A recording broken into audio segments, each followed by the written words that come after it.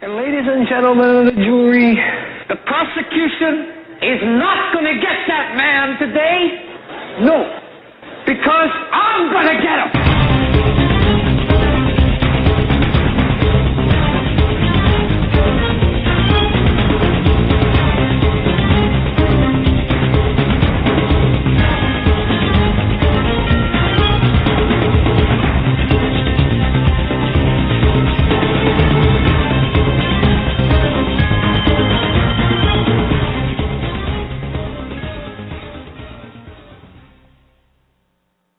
This is the Hagmann Report for today. It is Tuesday, January 29th, 2013. I'm Doug Hagmann. I'm the co-host along with my son, Joe Hagmann. Together we are the Hagmann Report, and folks, you're about to hear 3 hours of unbiased and uncensored news, analysis, and information you need to know in these perilous times.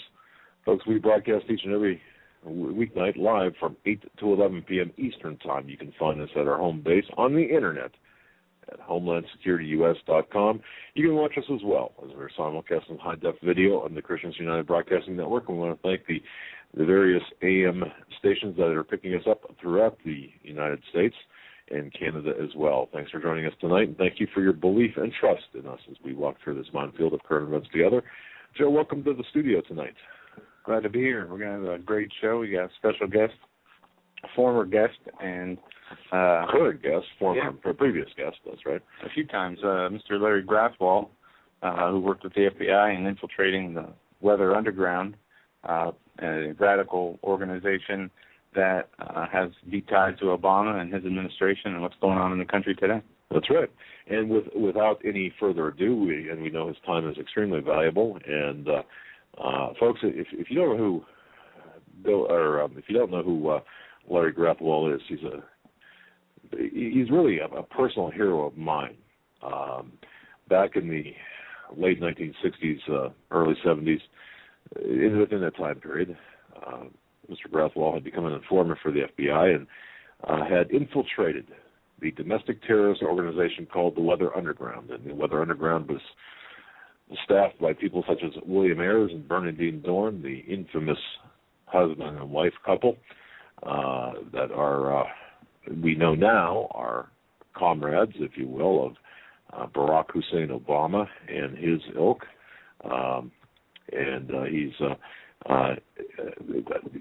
He's with us tonight. We're just going to go right to you. How are you tonight, sir? I'm fine. How are you? Just fabulous. It's a pleasure having you with us. Since you were last here, by the way, we've grown a little bit. We're now downloaded in 41 countries, and we're just growing at a record pace. So a lot of people may not have heard your previous interviews, or if they have, it's been a while since. But at any rate, Mr. Grathwohl, what, if you don't mind, just for the new listeners that we have, and for people unfamiliar with yourself, can you just give a little bit of a background as to how you came to infiltrate the Weather Underground back in the day? Well, it all began shortly after I got out of the Army. I was attending the University of Cincinnati, and the weathermen approached me and asked me if I would join them in their planned attack on the city of Chicago. They called this the Days of Rage. It was in October of 1969. And my first reaction was to kind of dismiss them as a bunch of nuts. But they gave me some literature to read, and I read it, and then I contacted the Cincinnati Police Department, and they asked me to go to the meetings that I had been invited to, and then later I realized that the group was really a national organization, that they weren't just located in Cincinnati, so I went to the FBI. Ultimately, when the group went underground in late 1969, I was the only source of information left in the organization, and therefore I'm the only one to have successfully infiltrated the Weather Underground. I was with them during the days preceding their going underground, when they were still an above-ground organizing group. I was there when they, as I said, when they first went underground and were organizing their cells and what they called their attack on the symbols of authority. here in the United States. Their intention was to overthrow the government and replace it with a democratic centralist government or socialism or communism. They made it very clear that they believed that they were going to succeed in this because of the contacts that they had with the Cubans and the North Vietnamese and other communist countries throughout the world. Wow. All right. So you actually, at the risk of your life and limb, you actually infiltrated this domestic terrorist organization and really posed as an insider. And this obviously gave you insight into what their plans were at the time. And at the time, it's my understanding that this was a pretty well-structured organization. I mean, this was not a ragtag group of individuals, but they had some sophistication to them. Is that a fair statement? Well, they had received training in Cuba and in North Vietnam. They had, maintained very close ties with both of those countries, not to mention the Soviet Union. Kathy Bodine went to one of the universities in Moscow, and so I mean they were very closely affiliated and very well trained, especially in organizing. The biggest fault that they had was that they didn't have the street experience or the military experience when it came to building bombs, and ultimately because of that there was a townhouse explosion in February of 1970 in which 3 of them were killed. But it's important to note that their objective was what they referred to as strategic sabotage. Their first goal was to help the North Vietnamese in their war of independence against U.S. imperialism in South Vietnam, and the second objective was to overthrow the government.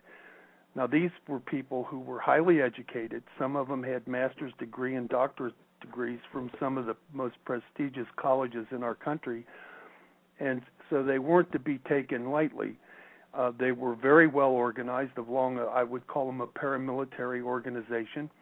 They had a leadership collective, which Bernardine Dorn and Bill Ayers were part of, which ostensibly Bernardine Dorn was the head of. And when you got instructions, or more appropriately orders, from the Central Committee to do something, you were expected to do it. So yes, they were very well organized. They had been trained extensively in Cuba and in North Vietnam, and they, unfortunately, or I should say fortunately for us, the Cubans and the North Vietnamese hadn't spent a lot of time teaching them how to create bombs and explosives, or things would have been a whole lot more serious during that period. As it is, they killed at least 1 police officer and actually more like 4. There was 2 police officers killed in New Jersey and a Brinks guard during a Brinks armored car robbery, and then 1 police officer at the Park Police Station in San Francisco was killed in an explosion. The New York Police Headquarters bombing resulted in the injury of several police officers, and that doesn't even take into account the great risk that the public could have, and did find themselves in when the Weathermen placed bombs in the Capitol building and the Pentagon and numerous other places. Wow. Okay. Now, your position, or your, at least initially, your position was to carry directives throughout the organization. Yes. To hand carry, and I take it that was because they suspected perhaps some surveillance by the authorities. Was that to circumvent surveillance, or was that for some other reason?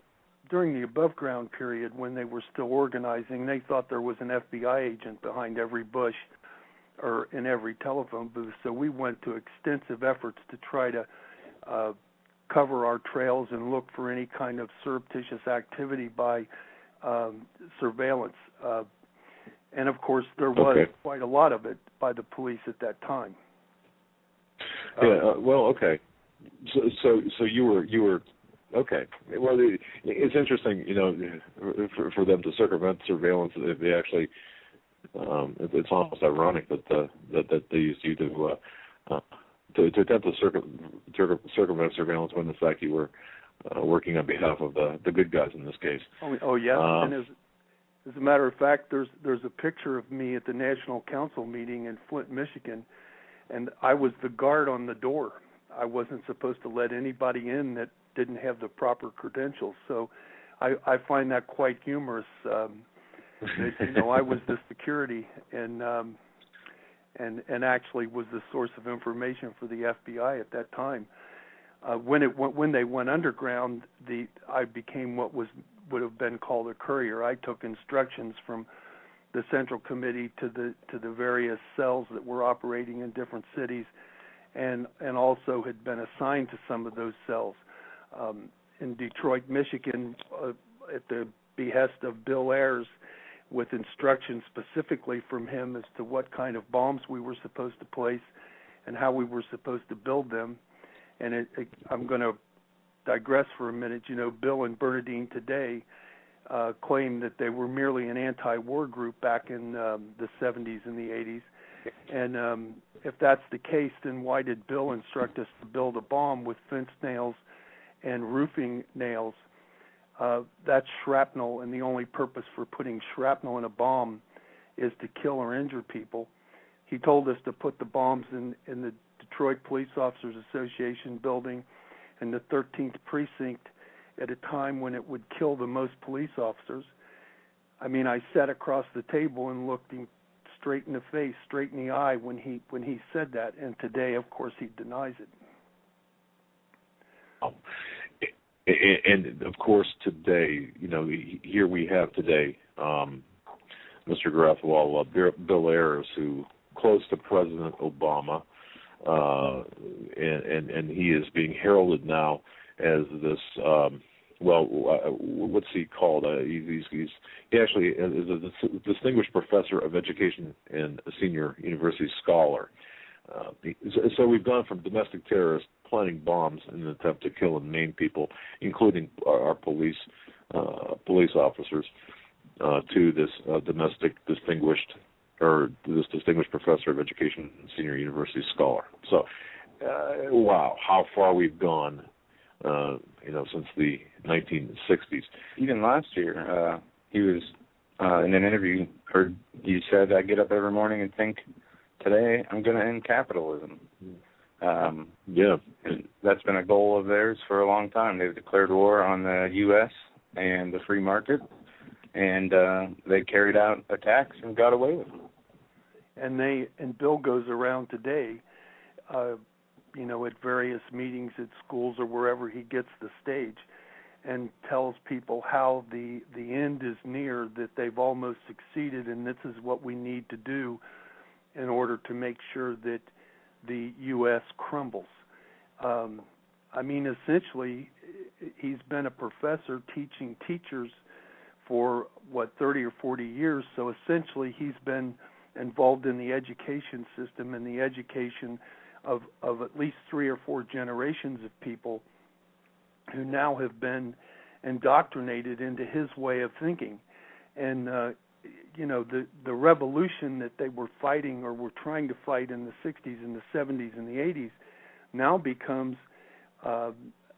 non-essential, because a good percentage of the population is willing to turn their freedoms over to Obama and people like him, thinking that this is the best thing that they can do for the world and for themselves. And they don't realize that they're giving up freedoms that they'll never be able to get back. Obama and Bill Ayers have been very good friends for a very long time, possibly going back to Obama's undergraduate days at Occidental College. I mean, we've got established that Barack Obama knew the Ayers family back in those days. So, how long has that association been going on?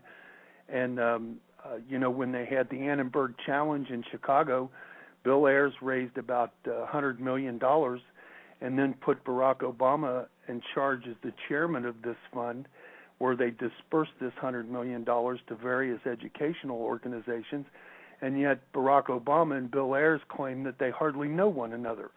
Well, that's not true, and Bill Ayers and Barack Obama's beliefs are very much parallel with one another. And we've got a president who's attacking the First Amendment, who's attacking the Second Amendment, who thinks that he's above the Constitution. The Supreme Court has just ruled that those appointments that he made during a recess were not legitimate, and now it brings into question all of these decisions that have been made via the NLRB and another organization. I forget which one it is. So this president essentially has been the imperial presidency, if you will, and has driven us, into $16 trillion worth of debt, and wants the debt ceiling raised so that he can keep on spending. It just goes on. And, sometimes I listen to what Bill says when he's on YouTube, Bill Ayers, and it's like, maybe he's right. Maybe the best days of the United States are behind us, and possibly he's going to succeed through Barack Obama and others like him, where the violent revolution that they were proponents of back in those days is no longer necessary. That's a scary thought. Obviously, you see the fingerprints of the Marxist revolutionaries like Bill Ayers and Bernardine Dohrn and Mark Rudd and people like that here in America today, in the halls of power today. I suspect that's the case. Wouldn't you say that's accurate? Yeah. I mean, don't you? When you look at it, our president is, here's an attack on the Second Amendment, right? They're getting ready to pass all kinds of laws to restrict firearms ownership.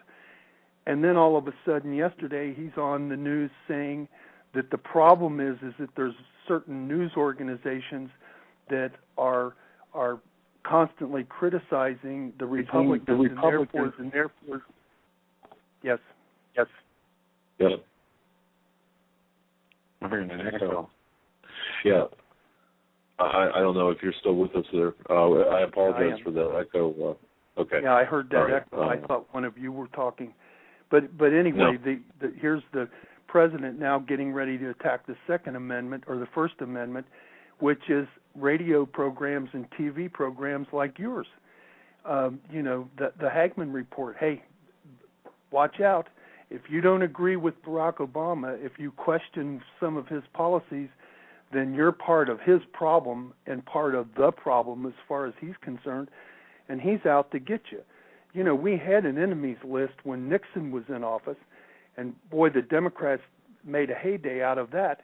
Well, this president has the complete conservative element in this country under attack, and if we object to anything that they say or do, then we're either racists or we're trying to thwart his efforts to bring America into the 21st century.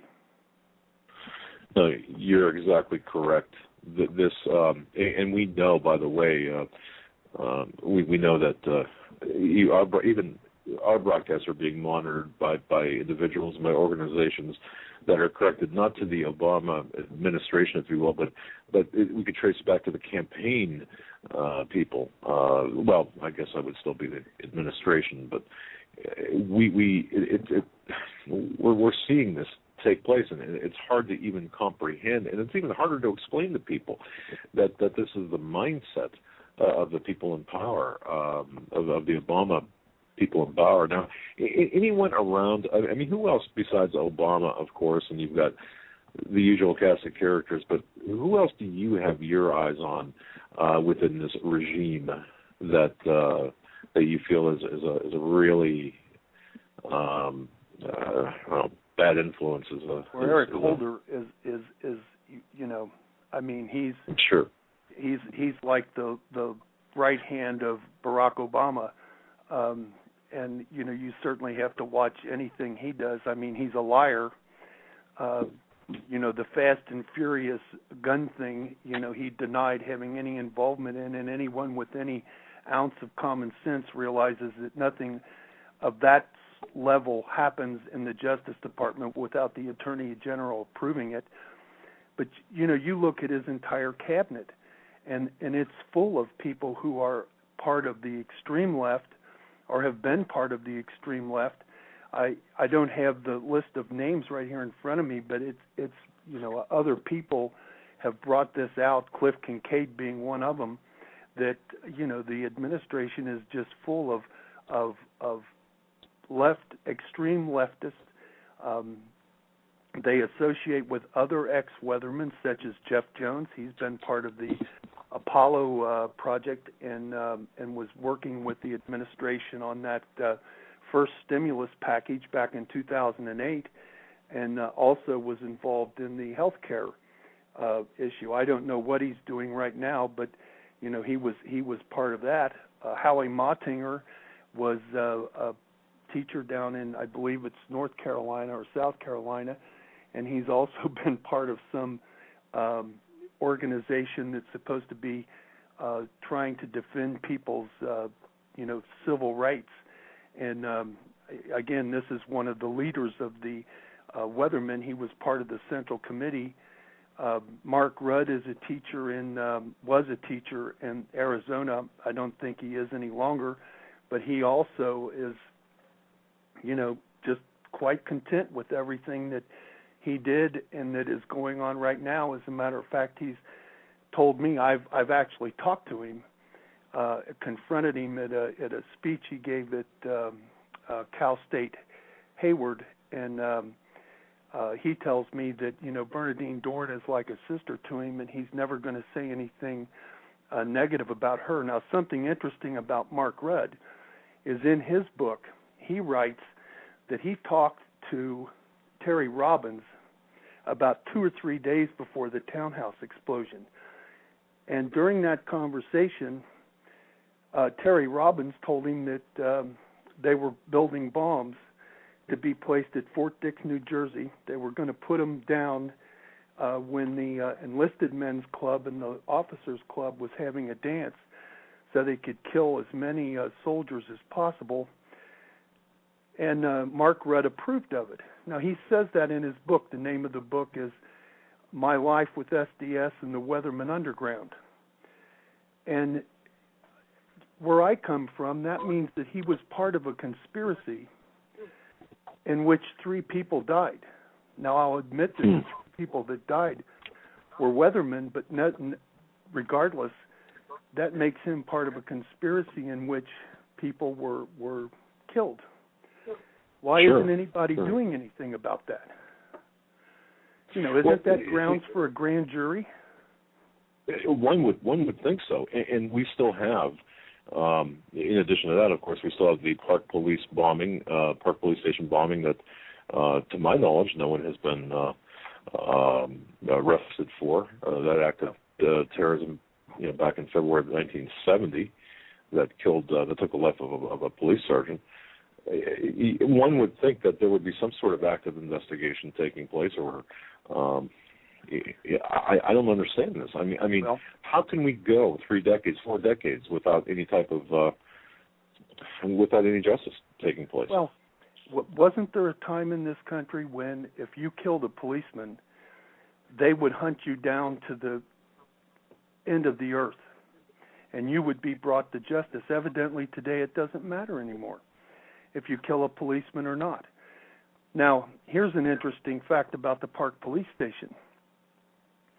I was told by Bill Ayers that Bernadine Dorn placed that bomb on the window ledge that killed Officer Brian McDonald. Of course, that's secondhand information, so it can't be used in a court of law. But later, a girl named Karen Latimer corroborated everything I said to another FBI agent, but because they couldn't work out a deal with the San Francisco prosecutor, they never used that information either. Karen was found dead several years ago of an apparent overdose in New York City, but she had become a born-again Christian, which flies in the face of her using drugs. Anyway, they didn't do anything when they first interviewed her in the 70s. They went back to her in the 90s, and she was very upset that they were revisiting this so many years later. Now, in 1971, the FBI discovered a bomb factory on Pine Street in San Francisco. It was a Weatherman bomb factory. They found fingerprints from Bill Ayers, Mark Rudd, Jeff Jones, Howie Mottinger, and the list goes on. Unfortunately, they didn't find Bernadine Dorn's fingerprints in that apartment. However, they found C4, they found wires and detonators, timing devices, and they also found something else very interesting. And keep in mind that the Weathermen today, Bernadine and Bill, claim that they were merely an anti-war group. That's all. They found voice-activated detonators. Now, you don't use a voice-activated detonator back in the 70s for anything other than to set off a bomb when someone's talking. Remember, back then they didn't have cell phones, so you couldn't use voice activation, with a cell phone. Right. So that kind of substantiates the fact that they were intending to harm people. The other thing they found was latex gloves. Now, in the 70s there was no DNA testing. There was no way for them to get fingerprints off the inside of those gloves, but we could today. Now, purportedly, the FBI still has that evidence somewhere. How come someone hasn't dug it up and revisited it with an eye towards trying to bring an indictment against Bernadine Dorn for the murder of Officer Brian McDonald? Well, perhaps I think you might have answered that question just simply because right now we've got Eric Holder as head of the Justice Department, but that doesn't excuse the years prior to that either. No, it doesn't. And it doesn't excuse the fact that the American people aren't being told about this. This is something that should be on the in the news media across the country. A police officer who was a young man at the time with a family was murdered, was killed, had a fence staple driven through his eye socket into his brain, and it took him 3 days to die. It's just something out of a horror story. And these guys are walking around, and now they're recognized educators, scholars. Are you kidding me? Scholars? Now, Bill Ayers didn't get his emeritus status. He applied for it at the University of Illinois. But when he was in the Weathermen, they wrote a thing called Prairie Fire, and they dedicated it to a bunch of people, one of whom was Sirhan Sirhan, who was the assassin of Robert Kennedy. Well, Robert Kennedy's son is on the board at the University of Illinois, and he objected to Bill Ayers getting this emeritus status, and as far as I know, he still hasn't been able to get it. Which is good. I was aware of that. Yeah, but still, to have these cretins walking around, and I say that knowing full well. I mean, I understand that these people are not normal people to me and to us. One thing that Americans, listeners to this program and most Americans know you from your Senate testimony. I believe you did testify before the Senate, yes. And also you appeared in the 1982 documentary "No Place to Hide," and it was in that documentary you were talking about how these Dorn and Ayers and people like that would say that people would need to be re-educated, and those who couldn't be re-educated would have to be eliminated. Yes. That's what people recognize that, from you. What was that like? I mean, that had to be surreal. It was. What were they saying there? I mean, if you can kind of recount that conversation. Well, we were having a meeting in Cleveland, Ohio, and Bill Ayers, Mark Rudd, Kathy Wilkerson. I do not believe that Bernadine Dorn was at this meeting. At least I don't remember her being there, and I think I would remember if she was. But anyway, during the course of this meeting, and we're planning, this is the beginning stages of going underground, and we're, of course, talking about strategic sabotage and going underground and everything that means. And, of course, embodied in all of this is the fact that we're going to lead the revolution from inside the belly of the beast, and we're going to destroy U.S. imperialism. And during this conversation, I said, well, what are we going to do when we win? You know, we're going to have to run the country. And nobody had any answers to that. No one had given any thought to it, except that we had to protect our revolution from what they called the counter-revolution. And that would require setting up education centers where about 100 million people would have to be re-educated into the new order, if you will. And they estimated that about 25% of those people, or 25 million, would have to be eliminated. And then, of course, the conversation degenerated into how are we going to get rid of them. Well, you know, we can work them to death, we can starve them to death, we can shoot them, you know, kill the really bad ones like Nixon and Agnew and all of those people who were prominent back in those days. But the irony, not the irony, the sheer scariness of it all was, again, these are people that have master's degrees and PhDs from some of our better universities, and I'm sitting in a room with about, I'm going to say 20 of them, and we're talking about how we're going to kill 25 million people. And they're serious. This is not a joke to them. And, you know, you find yourself looking around the room thinking, you know, is this the Manson family? You know, what are these people? Wow. Where did they come from? And how, you know, what has screwed up their heads to the point where they are so certain of their beliefs and their designs and what they need to accomplish that they're willing to kill 25 million people to do it, let alone the fact that they're going to put bombs all over the country. And as Bill Ayers told me when we were planning the DPOA building bombing, I told him that a restaurant next door would be the thing that would be destroyed the most. And he says, well, sometimes innocent people have to die in a revolution. Well, you know, that's fine as long as you're not the one that has to do the dying. And here we are talking about killing 25 million people. Yeah, it's just amazing. That's the most. In the documentary, when you talked about this, you said how these people, Weather Underground, did not have a plan as to what to do to help the economy, to what to do as to meet the needs of the people. Their only objective seemed to be how to get rid of the capitalists and the people who like the America the old way, and how to just systematically murder them. Yeah. Well, and keep in mind that sort of goes along with what their immediate mission was back then, and that was to go underground and commit these acts of strategic sabotage. So, and whoever got killed in those actions, it didn't matter. Well, their focus after the revolution succeeded and we overthrew the government was to be focused on more killing.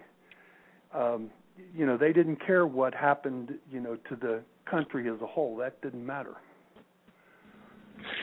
You know what, Larry? Do you see the same gravitation or the gravitation of the same ideology today in our government that you saw back in the late '60s, early '70s with these people? I mean, are we not seeing this play out on a more, I hate to use the word legitimate, but on a government level? Yeah, look at the legislation, the NDAA, the indefinite detention of anybody who they, from the kill list, the drone program, the erosion of all civil liberties and freedoms.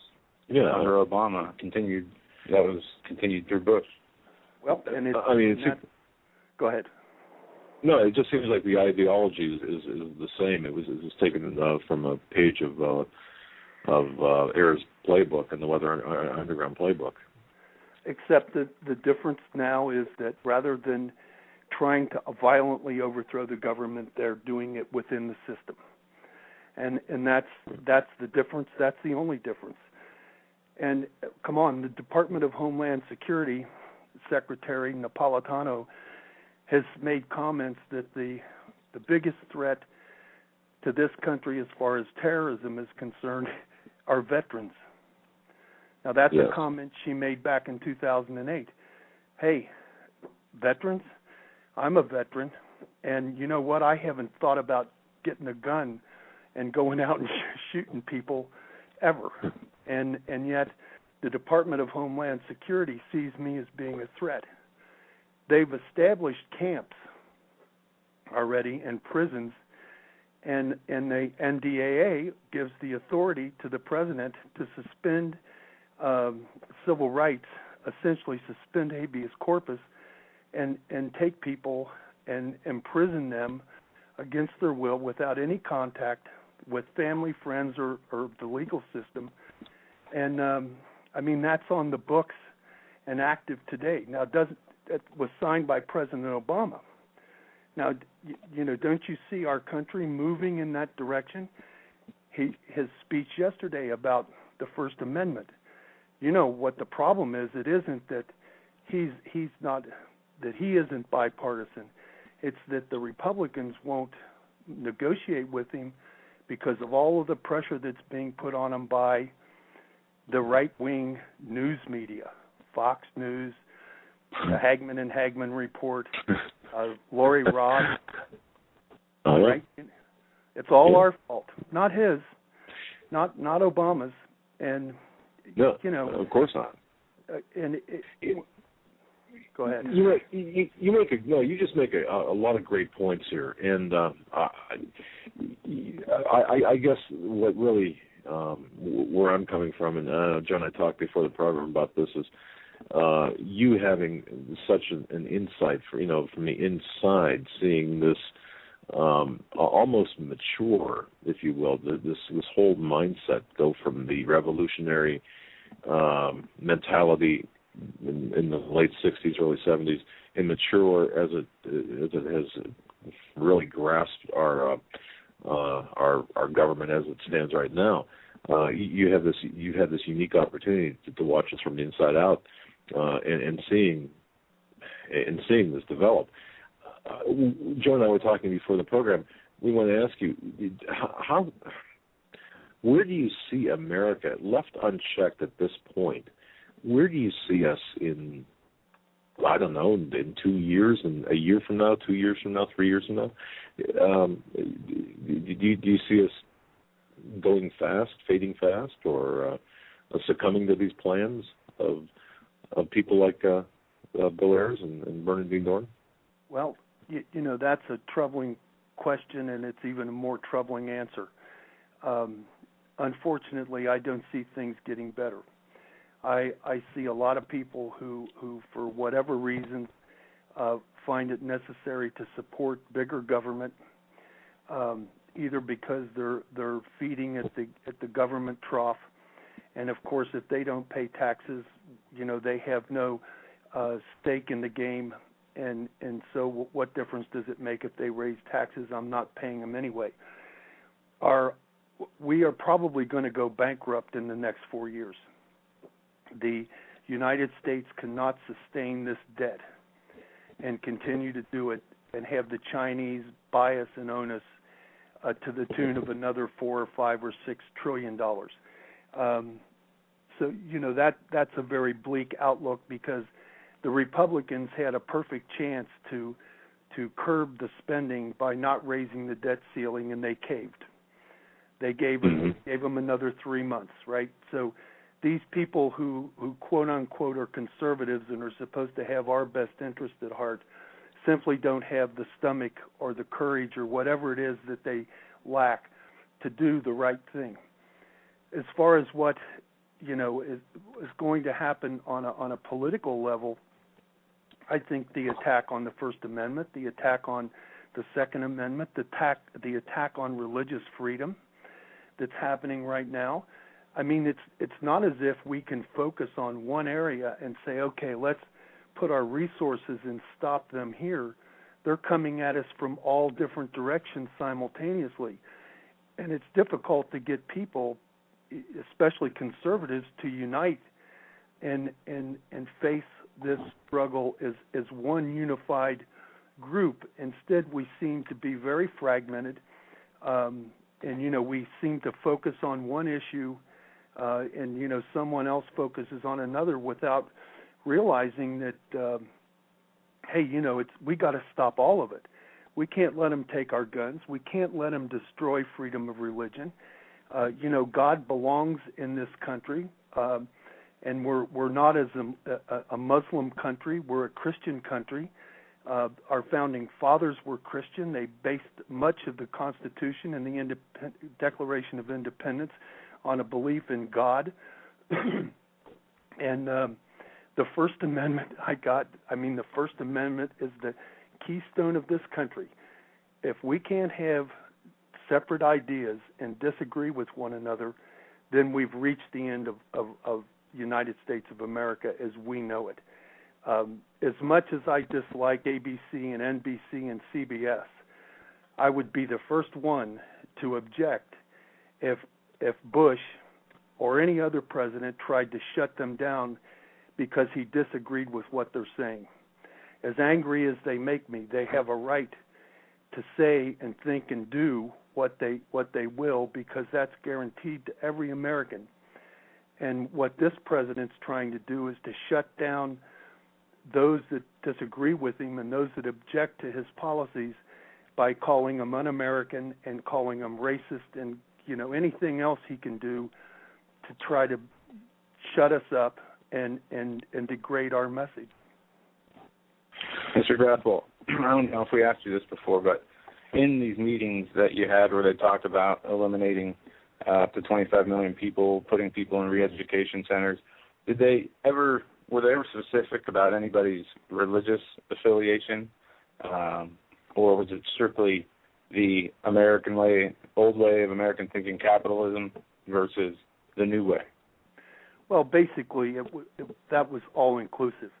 You kind of got to remember that in their opinions, they're atheists. There is no God, and therefore anyone that believes in something, above the state, above politics, is an enemy of their way of life, their beliefs. That would include all Judeo-Christian organizations, as well as anyone who's on the conservative side. Or for that matter, even people who are just what you might call progressives or liberals. A lot of them wouldn't fall into the New Order because they might still believe in, as an example, the freedom of the press or freedom of religion. Remember, in the communist organization, everything belongs to the state, and the state decides what you will think and do and believe, and that's just how the Weathermen were. That's what they believed in, and that's basically the direction we're going in right now under this administration. And the Republicans, who claim to be the conservatives and the defender of our American way of life, well, when they've had an opportunity to do something, as an example, during the Bush administration, there was a time when the Republicans controlled the House and the Senate and also the presidency. Why didn't they do something about the debt then? They had a chance. Why didn't they do something about the immigration problem? They had a chance then. And instead, they're too worried about another election. And therefore, I think one of the solutions is to impose term limitations. If these guys don't have to be worried about the next election because they can't be elected, then maybe they'll start to focus on what's important for America and what's important for Americans. I love that. If we could have term limits on our congressional critters, that would be a fantastic. That would be a place to start anyway. Man, yeah, I love that. Now, you know what, Larry? I remember. I think maybe the interview before last that we did together, you were talking about, and you have to tell us the status of this, and I could be wrong on some of the particulars, but wasn't there a Hollywood movie, Robert Redford, I believe it was, producing some sort of Soros-funded film? Yep. to glamorize it. Yes. Go ahead. The Company You Keep, and it'll be coming out on April the 5th. It's going to be released simultaneously in New York and in Los Angeles. I don't know which location I'll be at. I haven't been unable to get a copy of the entire movie. I've seen the trailers. Basically, this movie is based on Neil Gordon's novel, The Company You Keep, and it's about a weatherman who is involved in a bank robbery that results in the death of a police officer, but he's really not guilty. And can't think of who's in it. It's Robert Redford's the main character, but there's another one of the stars that her name just slips my mind. But anyway, a reporter figures out who he is after he's been hiding for like 30 or 40 years, and Redford has to take off and try to find somebody who can clear his name. He wasn't really responsible for this guy's death. And basically the novel, and I would assume the movie, goes through, his machinations to try to prove his innocence, and in doing so flashes back to the days when they were underground. And the female star, upon being arrested, there's pardon me, in one of the trailers, she says, we weren't right, but we weren't wrong. So basically, they're glorifying the weathermen and making them out to be the heroes because they brought home the fact that the war in Vietnam was illegal, and their actions helped to stop the war. And anyway, it's just a glorification and a rewrite of history. Yeah, Weaver. Yeah, that's right. The good old Hollywood twist to this, the glorification of terrorists. Now, of course, I think the only redeeming thing would be to realize that maybe you're portrayed by a handsome young in the movie. You're portrayed by a handsome young actor, but then that's probably not the case. No, okay. There's no mention of me. Wow. Of course not. They don't want any reference to me because they know that I'm out here and that I'm telling the truth. Remember, I've been before a Senate committee, 3 grand juries. I've written a book, and by the way, the book is scheduled to be released at the end of this month or the first part of next month. We've updated it, included some more pictures, photographs from the Pine Street bomb factory. But anyway, they know I'm out here. And interestingly enough, I was talking to somebody, one of the people helping me republish the book, and I told her, I said, I don't think that the weathermen are that afraid of me, but I think that if things start to heat up, that they'll become more concerned. And she says, you know what, Larry, I think they're scared to death of you. And I said, why? And she says, because you're the truth. And it's, wow. Again, everything that I've said, every time I've had to testify under oath and in the book, I'm stuck with that story. I can't change it. These guys change their minds all the time, and they rewrite history according to how they want it to be, not how it actually was. Diana Oughton, one of the people who died in the townhouse explosion that was building the bombs for Fort Dix, New Jersey, just before she left Detroit, Michigan, her and I were together, and she made a comment to me. She says, Larry, don't you think that this is an awful lot of violence? And I said, what do you mean? And she says, it just seems to me that we're getting into a rut where it's violence for the sake of violence. And I wanted so badly to tell her, Diane, run. But I couldn't. I couldn't tell her. If I had, I would have blown my cover. And that bothers me to this day.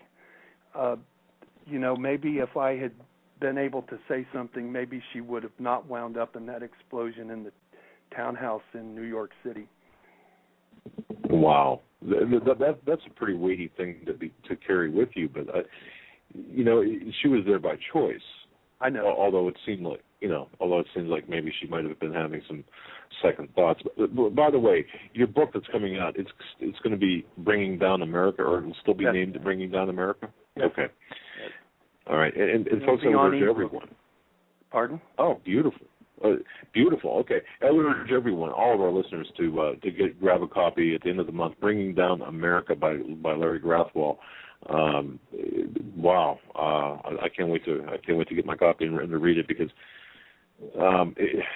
man, you know what, Joe? I mean, having done some undercover work, never to the extent of you, of course, of Mr. Grathwohl, but having done some work, undercover work with the FBI, it's not easy, and it's dicey at times. Did you ever feel afraid for your life at all with these people? Well, there was times. There's one incident I recall when we were still above ground. This is just before the group went underground. They did what I refer to as the acid test. We all met in a different location. We weren't in any of our houses, and they started passing out acid. They believed that drugs used in in a self-criticism environment were mind-expanding. Now, their attitudes toward drugs were much like ours. They wouldn't allow them into the collectives. We weren't allowed to use them unless it was under direction and for some specific reason. But I took note of the fact that an awful lot of people were getting acid, and I thought, there's something unusual going on here. So I made sure that when they gave me mine, I acted like I took it, but I put it in my shirt pocket. And as the night went on, they began a criticism session of me, and this thing went on for hours.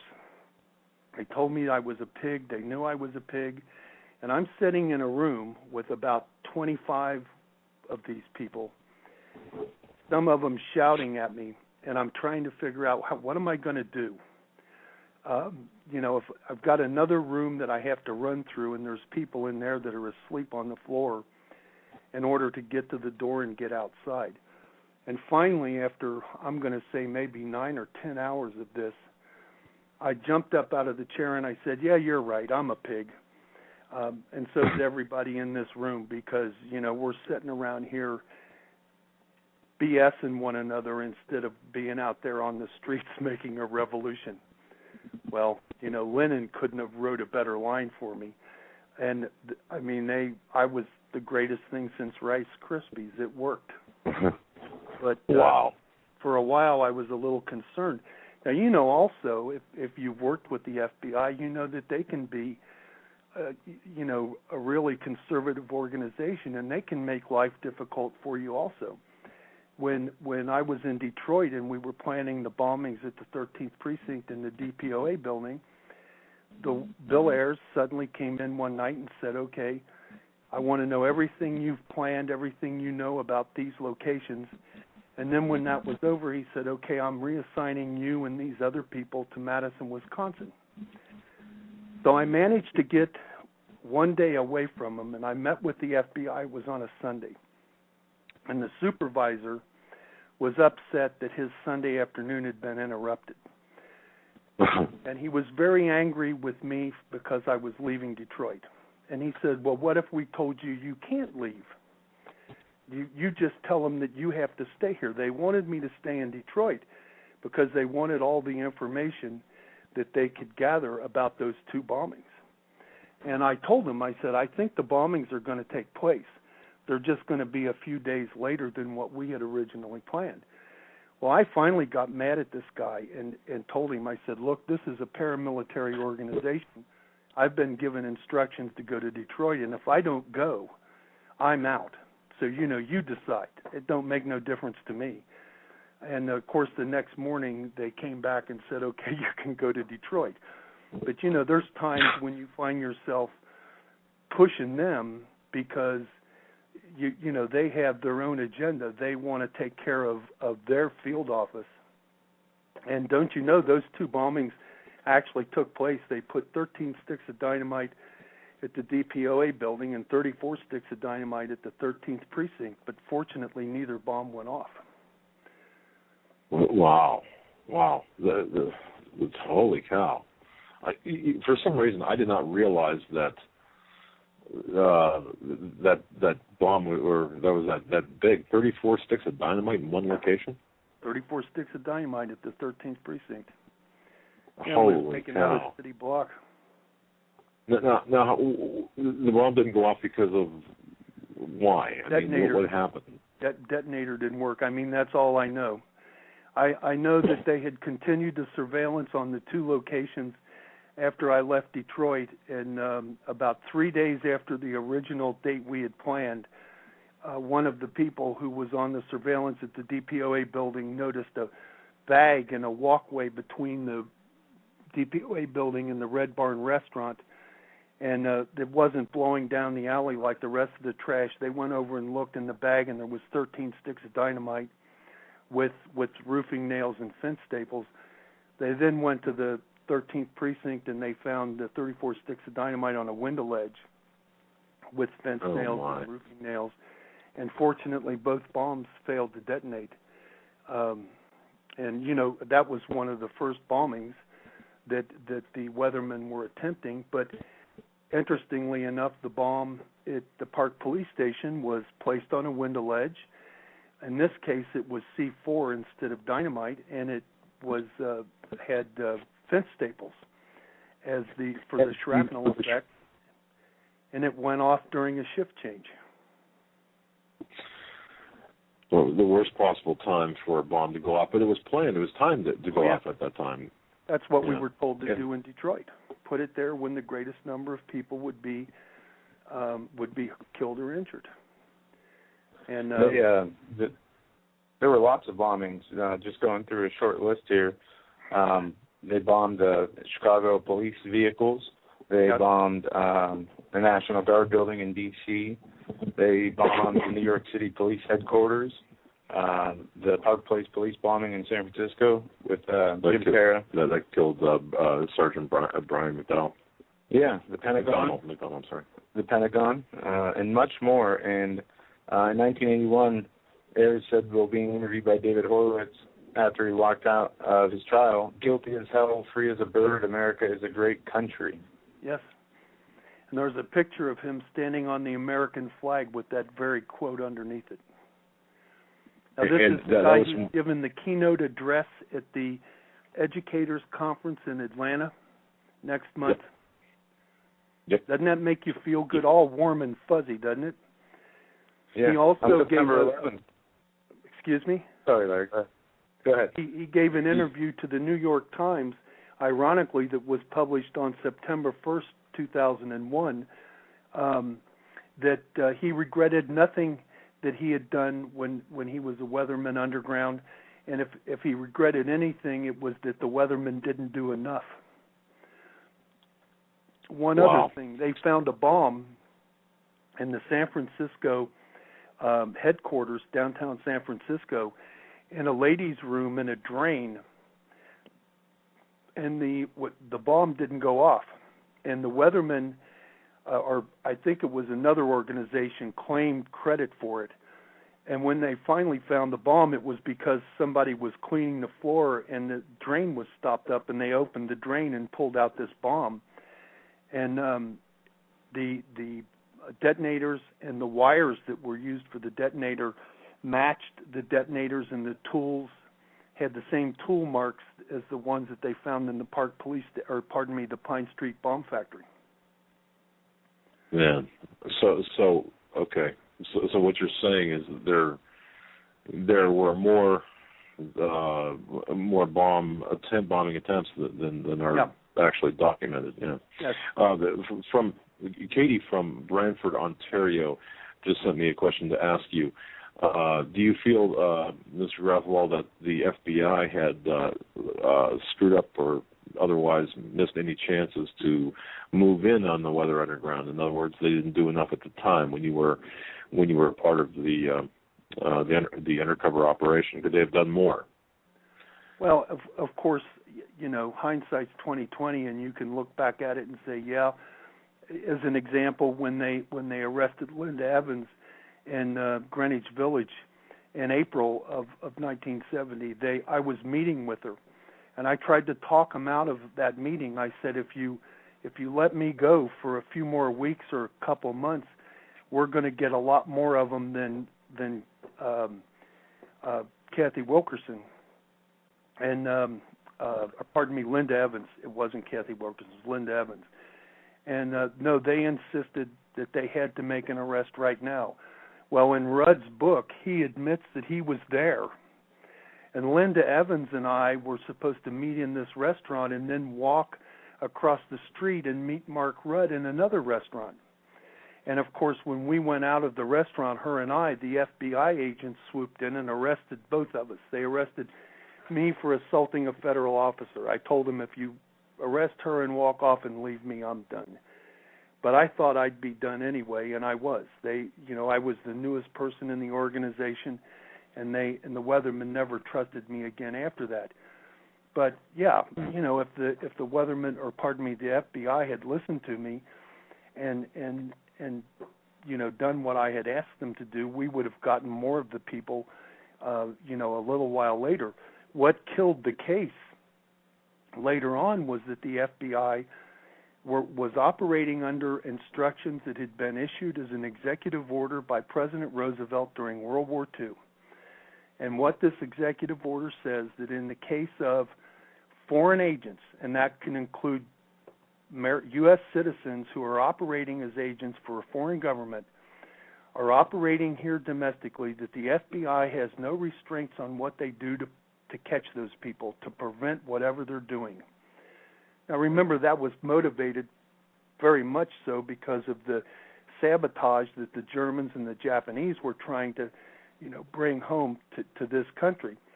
But that hadn't been lifted. It was still in effect. So what that said is that the FBI could use wiretaps without getting a judge's order. They could use surreptitious entries, that is, they could go in and inspect somebody's apartment to see if there was anything in there that indicated that a fugitive or a operative was in that location without a warrant. But later on, when in the 80s, when these guys started surfacing and they tried to use that evidence against them, it was determined that the FBI had violated their civil rights, that executive order didn't apply to them, and the judges threw all of the evidence out. If he would have made the arrests back in the early 70s, none of that would have happened, right? That history would have been prevented because we would have caught them in the beginning. And of course, it just didn't happen that way. Wow. Mr. Grathwell, we're up against the top of the hour break. Would you be willing to stay with us for one more segment? Oh, beautiful. Folks, you're listening to the Hagmann and Hagmann Report this Tuesday, January 29th, 2013, with our very special guest, Larry Grathwell. He has a long history of being involved in infiltrating the Weathermen, the Weather Underground group associated with Obama and the presidency, and what's going on today. White Patriot.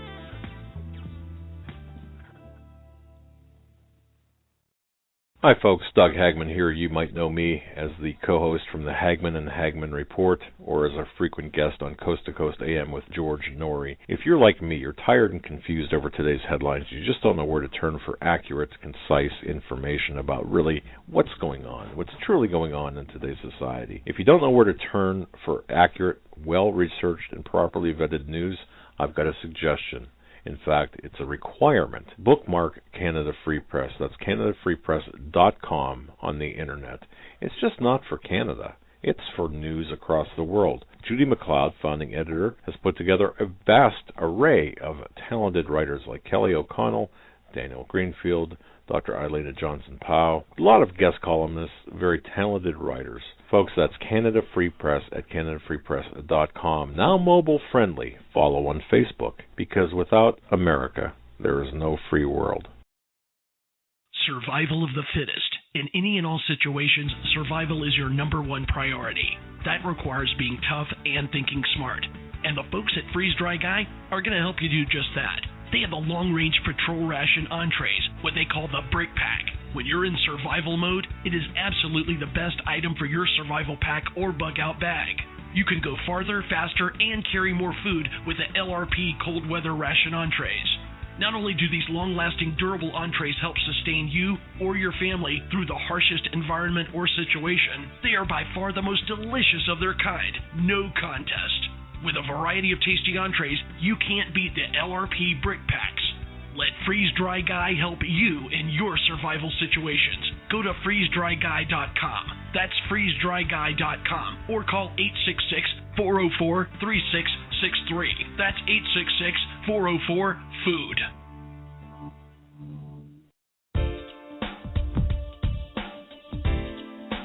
Hold on to your seat. The Hagmann and Hagmann flight is now taking off.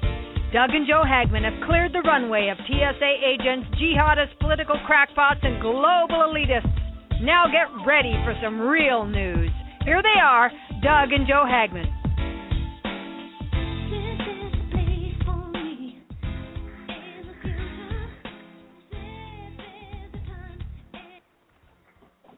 Hey, welcome back, ladies and gentlemen, to a very special Tuesday edition of the Hagmann and Hagmann Report.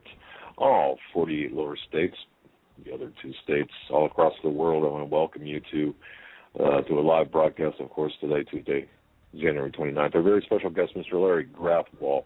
I'll tell you what, folks, you're not going to find a better patriot than this gentleman that we have as our guest. Mr. Grathwohl had served in the military honorably and, of course, served our country even served our Constitution even more coming out of the military, infiltrating the domestic terrorist organization known as the Weather Underground, headed by Bill Ayers and Bernardine Dorn and others, the Marxist communists of the late 1960s, the revolutionaries from now who now are in positions of power in our own government and academia and so on. And the highest positions of power. The highest positions of power. Yeah, exactly. President, Attorney General. And I got to tell you something. You've got to give credit to Mr. Grathwohl. He's talking about paying dues.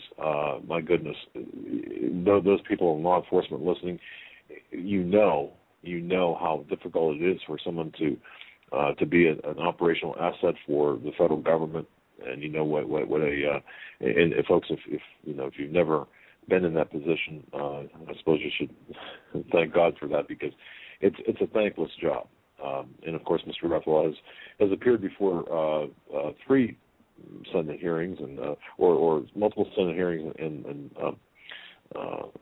grand juries, and of course he's coming out with the new rendition, or the newest updated rendition of his book, Bringing Down America. It'll come out later. Or I think you said April, right, Mr. Grathwohl? April? No. My book should be out at the end of this month or the first part of next month. The movie, The Company You Keep, is being released on April the 5th, simultaneously in New York and Los Angeles. Okay. And I highly recommend that people don't go see it. It's basically a glorification of the Weathermen and a rewrite of history, making them out to be the good guys, and all of us that were trying to stop them from, committing their bombings and the other things that they did. They broke Timothy Leary out of jail as an example, and so don't go see it. And I wouldn't refer to them as terrorists either. They are domestic terrorists, or revolutionaries, I'm sorry. I call them domestic terrorists, and more accurately, unrepentant domestic terrorists. They don't think they did anything wrong, and by their own words, if they had it to do over again, they'd be happy to do so. Okay, I apologize for that mischaracterization. So the unrepentant terrorists, period, that's how we'll refer to them as. We've got a question here from June, and looks like she's from New Mexico, I believe, in New Mexico, wanting to know if at any time, wanting to know, first of all, wanting to thank you for everything you've done, but wanting to know if at any time that you directly witnessed either Bernardine Dorn or Bill Ayers engage in any type of direct bombing activity.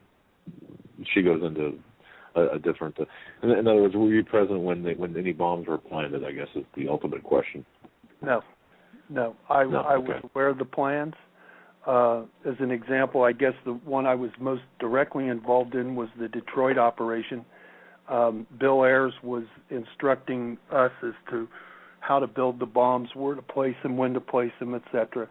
But no, I never actually seen them, handle explosives or handle weapons of any kind. But that, especially for Bill Ayers, was typical. Bill is somebody who lets other people do things for him. He's the leader, and he doesn't feel like he has to get his hands dirty. But I've also been in locations where the explosives were present. As an example, dynamite, 3 cases of it on Pearson Street in Detroit, Michigan, and Bill Ayers was in that house and was in the room where these explosives were being stored. So I know that he, was not only making the plans, but that he also was aware of the fact that we had the materials necessary to commit the acts he was instructing us to commit. Okay. Well, wow. And yet, folks, let me remind you, Bill Ayers is walking around free as a bird today.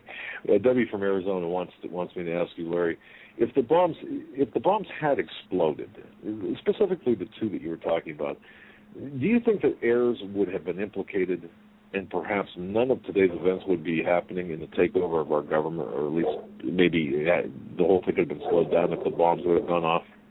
Yes, I do, and because Bill Ayers' implication through the information I had, and remember this isn't hearsay because him and I discussed these bombings face to face in Detroit, Michigan, I think he would have risen to the FBI's most wanted list immediately, and he would have been taken out. I think because I was there and I met with him after the Detroit operation actually went down. Now, again, I say that if the FBI had not insisted upon arresting Linda Evans in April of 1970, my cover wouldn't have been blown, and we would have arrested more of the leadership. And in doing so, the FBI would have not, been in the position of violating their civil rights because of Roosevelt's executive order, and therefore the acts, the unlawful acts that they had committed, they would have went to jail for. Now, I'll grant you that, in some instances it would have been conspiracy and they probably wouldn't have done a whole lot of time, but the point is that they would have been convicted felons. They wouldn't have had such an easy time to get back into academia that they had, after 1980 when they surfaced, and they basically, as Bill Ayers did, walked out of the courthouse and said, free as a bird, guilty as hell, isn't America wonderful? Man. Well, okay, wow. That's kind of a sobering answer, too, by the way. Now, also from Debbie in Arizona, could you please have Larry explain Bill Ayers' founding of the Annenberg Challenge and Obama's connection with him in it? What do you know about that? I mean, what's the Annenberg Challenge, Ayers' founding of that, and, of course, yes. Obama's connection? It's pretty much a public record. I believe you can run Annenberg Challenge over the Internet and get a lot of information about it. Essentially what it is that Bill Ayers went out and accumulated donations to the tune of about $50 million from, I understand George Soros was one of the big contributors, but anyway, regardless, he drummed up $50 million, and then the Annenberg Foundation kicked in another $50 million. When it came time to appoint a chairman of the board, the person that they elected or selected was Barack Obama. Now, consider that you're Bill Ayers and you went out and you've done all the work to get this money together.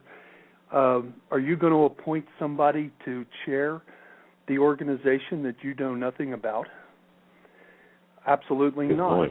And another significant thing is that Bill Ayers' brother got as I understand, at least $100,000 from the Annenberg challenge, and it might be closer to $500,000.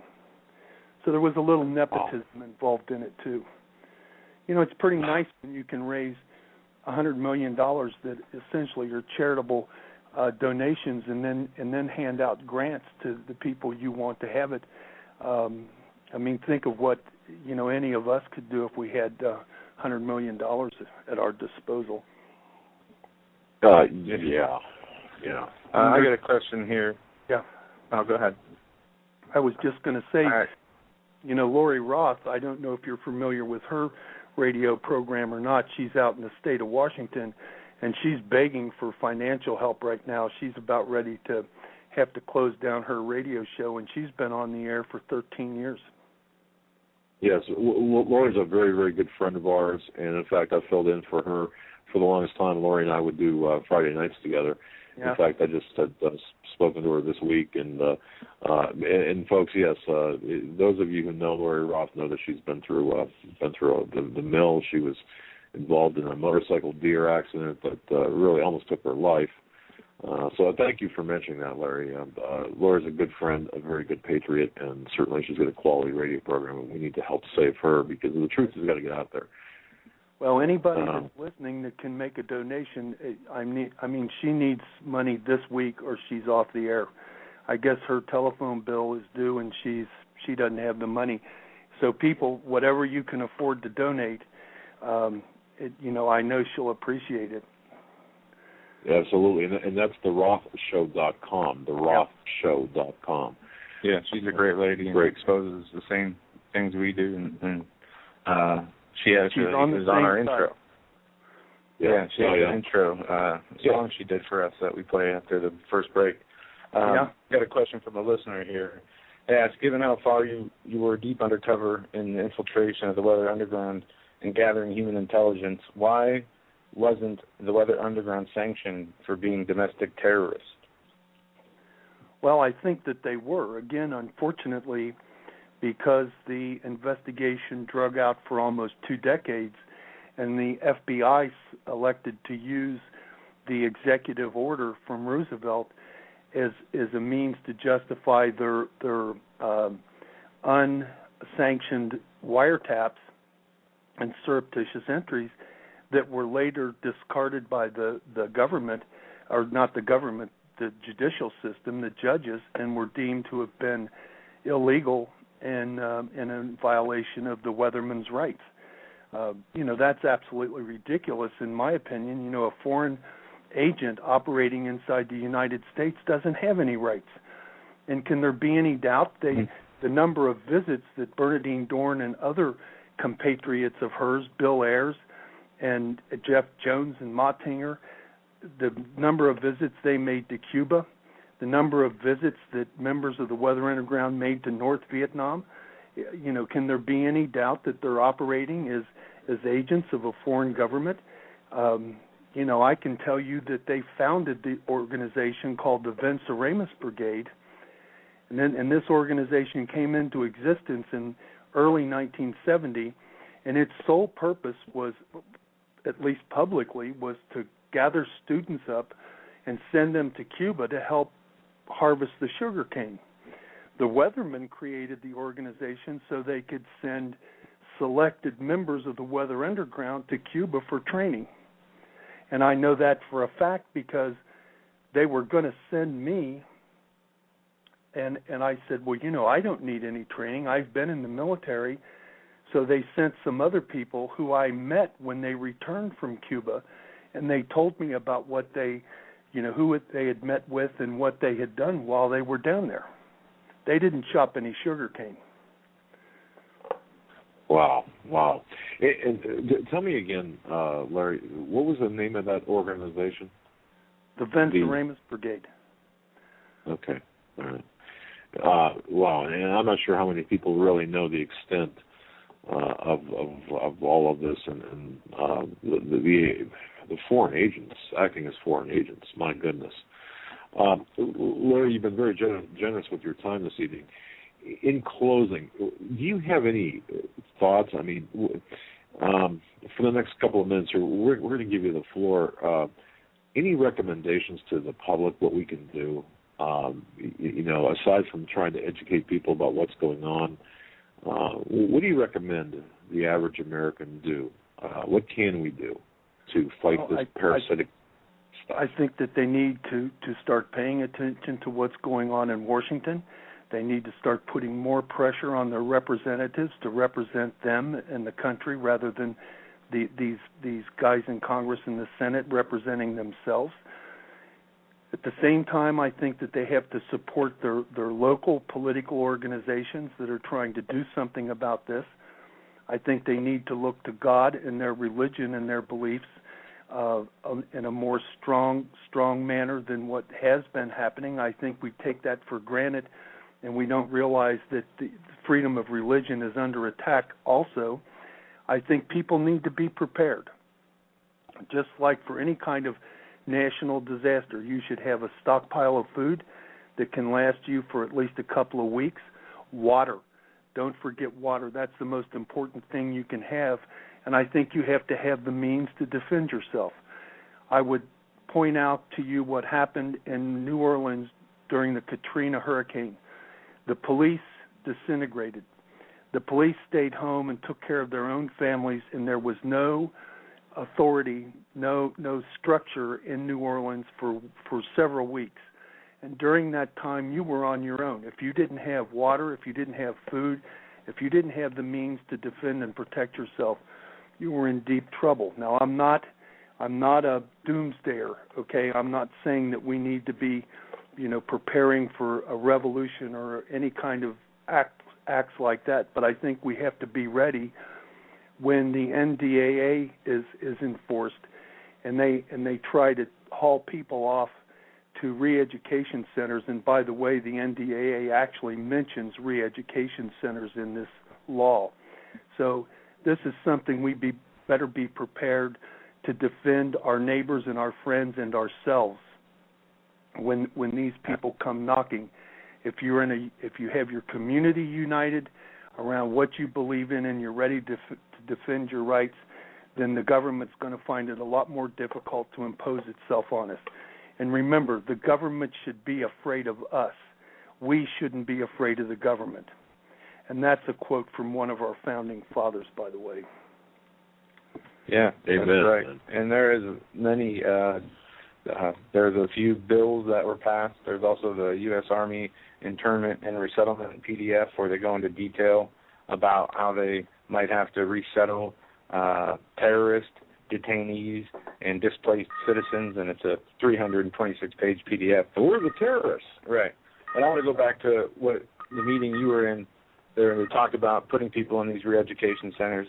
Did they talk about a solution after they killed capitalism and the U.S. economy, what they would bring out of that? Well, it was going to be what they called a democratic centralist government, which they said was the same kind of government that exists in Cuba today. Okay, a democratic centralist government, it sounds democratic, doesn't it? But as we know, in application, it's not.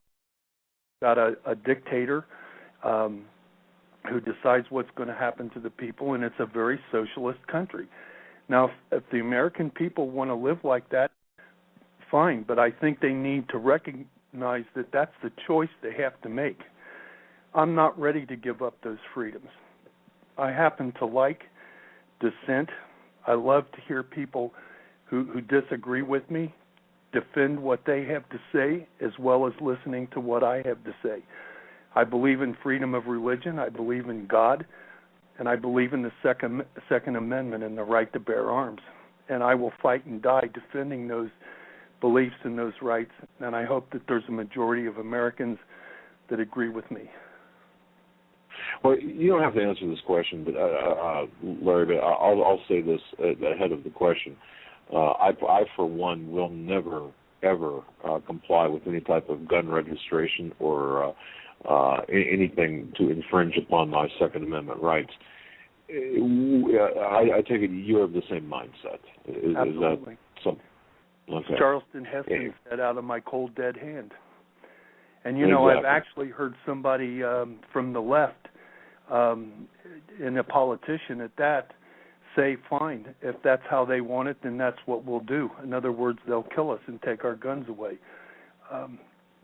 It makes absolutely no sense. If you look at the crime statistics, most of the crime is committed with illegal guns. So do you think the bad guys are going to register their guns? Heck no. They want to know where the law-abiding citizens' guns are so that when they decide to come and take them, they'll know where to go. The bad guys aren't going to turn theirs in. And the crime rate, if you look at the number of people that are killed with assault weapons, it's minuscule compared to what is killed every day with handguns. So, this whole gun control thing is absurd, and what they need to be focused on is enforcing the laws that they have instead of letting these guys who commit these crimes out on probation, or if it's a first-time offense, they get a slap on the hand. And, come on, if you've got a weapon and you use it illegally, you should go to jail for a long time. Yeah, exactly. And it was interesting because I saw a quote by Joe Biden, and you just can't make this up. He said recently, we need more gun laws because we don't have the time or manpower to enforce the laws that we have. Yeah. I mean, think about that. Yeah. Oh, that's Biden's logic. I mean, thanks, Joe. That makes absolutely no sense at all. And remember that these are the same people who came up with Fast and Furious, where they're letting guns be sold through gun stores legally and then being smuggled across the border to the drug cartels, and then they act like, well, we didn't know that was going to happen. How could you not? I mean, if you've got half a brain, you could have figured that one out. Yeah, but the administration didn't. Well, do you that brings me to a good another question here by I'm not sure, Tim, I think it is. Tim T. Do you believe Fast and Furious was an open, overt assault on our attempt against our Second Amendment rights? In other words, was it fashioned for that purpose, some nefarious purpose to attack our Second Amendment rights? Fast and Furious. Yes, and as a matter of fact, some of the ATF agents that were involved in it have said as much. The idea was to show that these legal registered gun sellers were violating the law and letting weapons be smuggled into Mexico that then were involved in crimes and murders and killings. And that was going to be used as a further justification for tightening the gun laws here in the United States. Unfortunately, one of the guns came back across the border and killed a border guard. And that's what blew it up in their face. And I believe that. Remember, Rob Emanuel said that, and Barack Obama has said the same thing, you never let a crisis go to waste. They were trying to make the crisis so they could use it as justification for changing the Second Amendment. Now they've got the shooting in Connecticut in order to justify that. And again, they're not going to let a crisis go to waste. They're going to try to take our weapons away. And there's another one of the founding fathers who was asked what the Second Amendment was all about, and he said it was in order to make sure that the population always had the ability to defend itself against the government. Against the government. That's exactly what the man said. That's exactly what the Second Amendment is all about. And again, if they disarm us, then it's that much easier for them to come in and impose their will upon us, even though we object. And as I said before, the government should be afraid of us. We shouldn't be afraid of the government. Amen. And truer words could never be spoken. And that's right. The government, they work for us. We pay their salaries. And you're right. They should be afraid of us as opposed to us being afraid of them. I got a question. I don't know how much you know about this. Is the connection with Valerie Jarrett and Bill Ayers. We know Valerie Jarrett is said to have a huge influence on Obama and his decision-making and his policies. Are you familiar with their connections with Bill Ayers and Valerie Jarrett? Not a lot, but I know that she comes from the Chicago and the political machine back there. She's a red diaper baby, meaning that her parents were part of the communist apparatus, back whenever she was a kid. And she's had a very big influence on Barack Obama, and I have to believe that there's a connection between her and Bill Ayers. I think that Cliff Kincaid has established the fact that Jared and Bill Ayers are familiar with one another, but I'm not absolutely sure about that. Yeah, and you've done a lot of work with Cliff Kincaid, or at least you've got a professional relationship with Cliff. And he's done marvelous work, by the way. He's confronted Bernardine Dorn and Bill Ayers on, I think once or twice, and he's done a lot of work to expose them. Very good. Now, anything in closing? Anything else that we haven't covered that you want to let the listeners know about? I think I've made my feelings known, and I would again recommend that people start to support their local organizations that are trying to defend our rights. Pay more attention to your religious beliefs and your religious freedom, because it's being brought under attack as well. And I thought that would never happen, but it is. And of course, the First Amendment, and support Lori Roth and all programs like yours and any others that are being attacked by the administration because you happen to disagree with something they're doing. And then buy my book. Right. And buy your book. I'm going to tell you what, we are going to feature your book on our website and promote the heck out of it, because people have got to read what has truly gone on, and they need to wake up. I want to thank you, Mr. Larry, for your time tonight, and for just for everything you've done and everything you continue to do. I'm glad to be here, and any time you want me on the show, you know how to get in touch with me. And good luck to you guys. Keep fighting the good fight. Well, we will indeed, and with yourself and people like you as role models, we will indeed. I want to thank you very much again for your time. God bless you, sir. God bless you. And you have a safe night, and until next time. All righty. The same to you. Thanks a lot. Bye. All right. Thank you, Larry. Folks, that was Larry Grathwohl, and I'll tell you what a wonderful American, and what a wonderful patriot. A brave man, and like I said, if anyone has ever been involved in being a operational asset for the FBI, it's not an easy thing to do, because you're getting heat. Not only are you getting heat from where you're at, but you're getting heat from your handlers. And I have a friend who's an operational asset for one of the intelligence agencies, and every time the word handler came up, he said, "Don't ever refer to you as my handler. I don't have any handlers." But it's a very intense. I've got to tell you, it's extremely intense when you are in that position, like Mr. Grathwohl was, and especially in his position when you're dealing with people that blow things up and play with dynamite for real. Wow, that's something. So, a brave man. So his book coming out at the end of this month, Bringing Down America, an FBI informer with the Weatherman, Larry Grathwohl, as told to Frank Reagan, and that's going to be available on Amazon. We'll have a link to it on our website at HomelandSecurityUS.com. Yeah, and just to recap, if you guys go on YouTube and just type in Larry Grathwohl, you'll see a clip from the documentary in 1982 where he exposes their plan to re-educate or put into re-education FEMA camps 100 million Americans, and they estimated that they'd have to kill 25 million Americans who would not go into the new way of thinking against capitalism and the foundation of America and politics.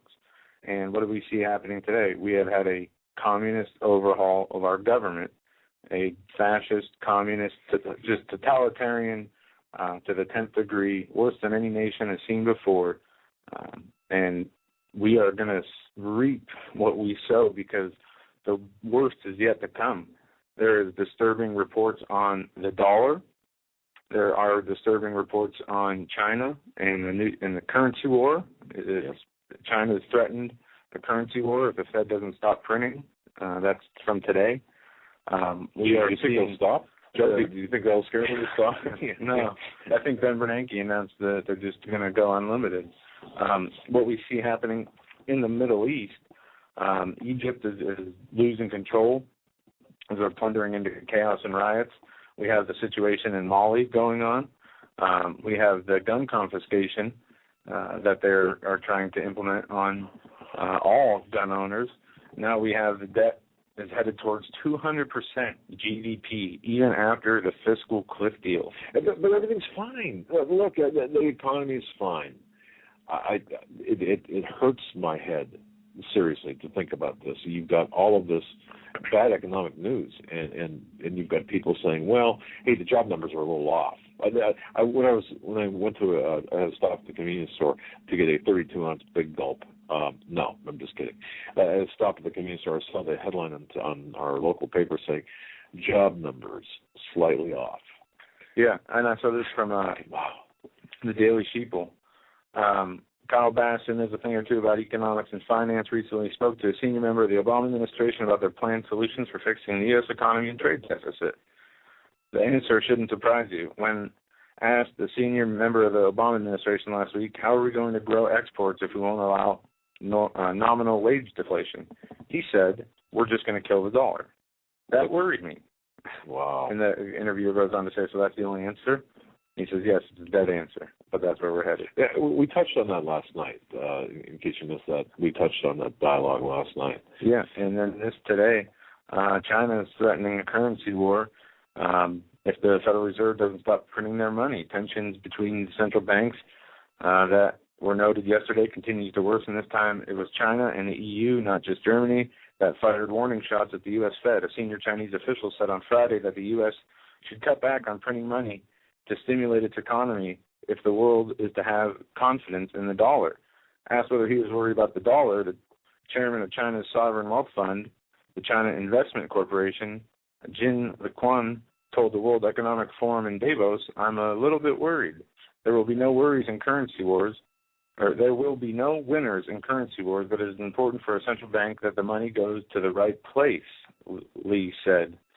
French Finance Minister Pierre Moscovici voiced concern that the euro was becoming overhauled as a result of the quantitative easing and other stimulus actions taken by other nations' central banks. Certainly the level of the euro is at a high and creates some problem, he said, attributing the single currency's recent gains partially to the return of confidence created by the European Central Bank and the Eurozone governments in starting to overcome Europe's debt crisis. So, from Reuters, first, Germany is pulling its gold out of the U.S. reserves. Or the gold-plated tungsten bars. Now, China and the EU are saying publicly that the Fed's policies are damaging confidence in the U.S. dollar. How will history look upon Ben Bernanke, Timothy Geithner, Obama, even George Bush and the people behind him? Will there be a generation of people to look onto this history? That's a frightening but very appropriate question. Will there be an American generation after ours that will be able to reconstruct or do a post-mortem on this country? That's something that we have to consider prayerfully. Yeah. Before going any further, I just want to touch on something that Larry Grathwell had said. Many people know Lori Roth. And many people know that Lori Roth for the longest time, and we still do. I mean, we're good friends, and she has her nationally syndicated radio program called The Roth Show, and which is heard on the IRN USA Radio Network. And look, folks, I don't know if lover or hater. I mean, she's a true patriot. She's a true American. She cares deeply about our country. She's got a PhD, and she's been on radio for the past, as Larry said, for the past 13 years. Interrupted only about 5 years ago when she was involved in motorcycle accident where a deer jumped on her, actually, when she was riding a motorcycle. And if you can imagine that, just imagine that. And she was really, really hurt bad, and she was in intensive care for the longest time and not expected to live. And she came back having to learn how to walk and talk and right from scratch. But she has the Roth show that is heard Monday through Friday, and 3 hours a night, like our program. And at this point, she has. It saddens me because right now she's fighting to survive, fighting to stay in the air, and she's had sponsors that have not kept their contracts, and there have been things that happen behind the scenes where she's been the target of censorship. That's the only way I can put it, without getting into it, because I don't know if she would even want me to talk about the everything that she's gone through. Yeah. But I just want to say this: if you, rather than maybe tonight you're thinking, well, maybe I'd like to support Doug and Joe or whatever, rather than do that, if you can find it in your heart, support Lori Roth. And her program's a good program. She does her best. She's got a lot of great guests. She's had Larry Grathwell on, of course. She's spoken a lot of major stories as well. She's been a keynote speaker at CPAC. Yeah. And we had the pleasure of spending some time with her in Gettysburg. Valley Forge, sorry. But I just, and Lori never did not ask me to do this or to ask us to do this. It just, with Larry, saying this, I just felt in my heart to share that with you. If you want to see her program, continue. She is on the ropes. And her phone bills, are like, I thought our bills were bad, but her phone bills alone, I think, are like $2,000 a month. And that does, and plus the production costs and what have you. And people think, well, you're nationally syndicated, you should have no problems. Well, it doesn't always work that way. And we know that from experience. So just wanted to mention that. And even if you can't support her or whatever, just send her an email of just a nice email, praying for you, whatever, just a support. And that's therothshow.com, therothshow.com. A wonderful woman and a true patriot. And we're all in this together, Joe, aren't we? All of us that attempt to bring the truth to the public, we're all in this together. So we've got to stick together as an extended family. Yeah, and, absolutely. So your prayers too are encouraged for Lori and her endeavors as well. Yeah. Hillary Clinton called the GOP lawmakers who questioned her in the Benghazi testimony similar to North African terrorists. When you said that to me today, I thought you were just joking around. No. Secretary of State Hillary Clinton, while lamenting the partisanship of congressional Republicans who grilled her about the Benghazi attack, encouraged Republicans not to imitate the unwillingness to compromise like the terrorists in North Africa.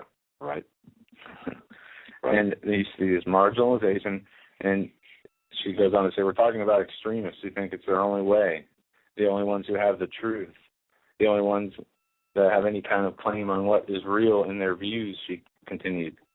The extremists Clinton was referring to were people asking questions about what happened on that day. Why was the security cut? Why wasn't there help given to the American personnel who were under fire for 8 to 9 hours in gunfights with hundreds of people, 4 Americans, 2 being Marines, or at least 1 Navy SEAL, an ambassador, and 2 other U.S. personnel.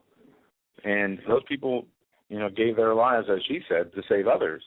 At the same time, her testimony was if you watch the parts where she was actually questioned about anything, rather than the other people who were just, sucking up to her, she got really irritated and said it doesn't matter if it was a protest. What's the difference? Yeah, what's the difference? The way they were killed. It's over and done with. Let it go, pretty much. Well, And thanks for mentioning this, because this brings me to an investigation that report that I'll be publishing here in the next 24 hours. Hopefully, I'd love to have this finished by tomorrow morning, if I can finish tonight. One of the biggest things, a critical component vital to an honest investigation into the Benghazi incident and the cover-up that to this day remains untouched by any real investigation, is one thing. And you know what that is? That's the cinematic version of the bloody glove at Rockingham. The video, folks, it's the video. I'm talking about the video, The Innocence of Muslims, that supposedly set the Middle East on fire and caused the deaths of 4 Americans in Benghazi. Everyone is pointing to that. Our investigation into the mysterious origins of this video, the people involved, and its politically expeditious characterization as a metaphorical blasting cap, if you will, that detonated the Muslim world, provides some very unsettling insight into key events involving Obama, involving Hillary Clinton herself, Joseph Biden, and even now Obama's selection for CIA director, which is John Brennan. Mm-hmm. Okay, this is important, folks. Yeah, Brennan is like the rest of them. He's done his crime to get where he is. That's right. He's made his bones. So you don't get to that point in the government without having made your bones.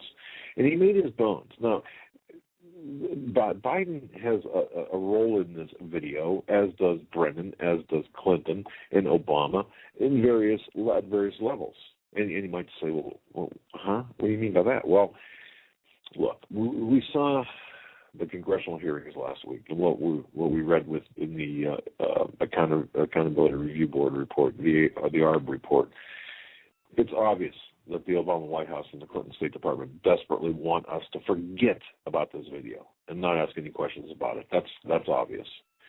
But in an interesting turn of events, considering that on September 13th, 2012, just 2 days after the attack, Hillary Rodham Clinton condemned the video in a press conference. And, she curiously said, she asserted during that press conference that the United States government had nothing to do with the production of the video. Now, why would she say that? Why would she say that? What would prompt a Secretary of State to get on television to do a press conference and say, well, the video's to blame, but we had nothing. The United States government had nothing to do with this video. It just seems so out of place that we began our investigation. The Hagmann and Hagmann report we began our investigation, and considering the minimal references to the video in subsequent hearings and the investigations in the Benghazi, we should recall, and I believe it's important to recall, the talking points given to the U.S. Ambassador to the United Nations, Susan Rice. Remember that? She appeared on no less than 5 Sunday talk shows on September 16, 2012, citing the video as a cause for the Benghazi attack. Remember that? Mm-hmm. Of course we do. And they never said it. No, we never did it. We never said it. Yeah. We said it was a terrorist action from the beginning. Right. Before it even happened, we said it was a terrorist action. What are you talking about? See, today we are to believe right now that Obama, that Clinton, Rice, even White House Press Secretary Jay Carney, and others were acting in good faith when identifying the video as Exhibit A to the American people in a case purposely litigated in the media. They litigated this in the media before it even began. To believe this account, the American people, it requires us to forfeit our ability to reason independently. It really does. And not ask any questions off script, and to dutifully keep our eyes glued to that little shiny trinket being dangled before us. Just incredible. Well, lies, you know what, folks, lies like magic tricks require some level of audience cooperation.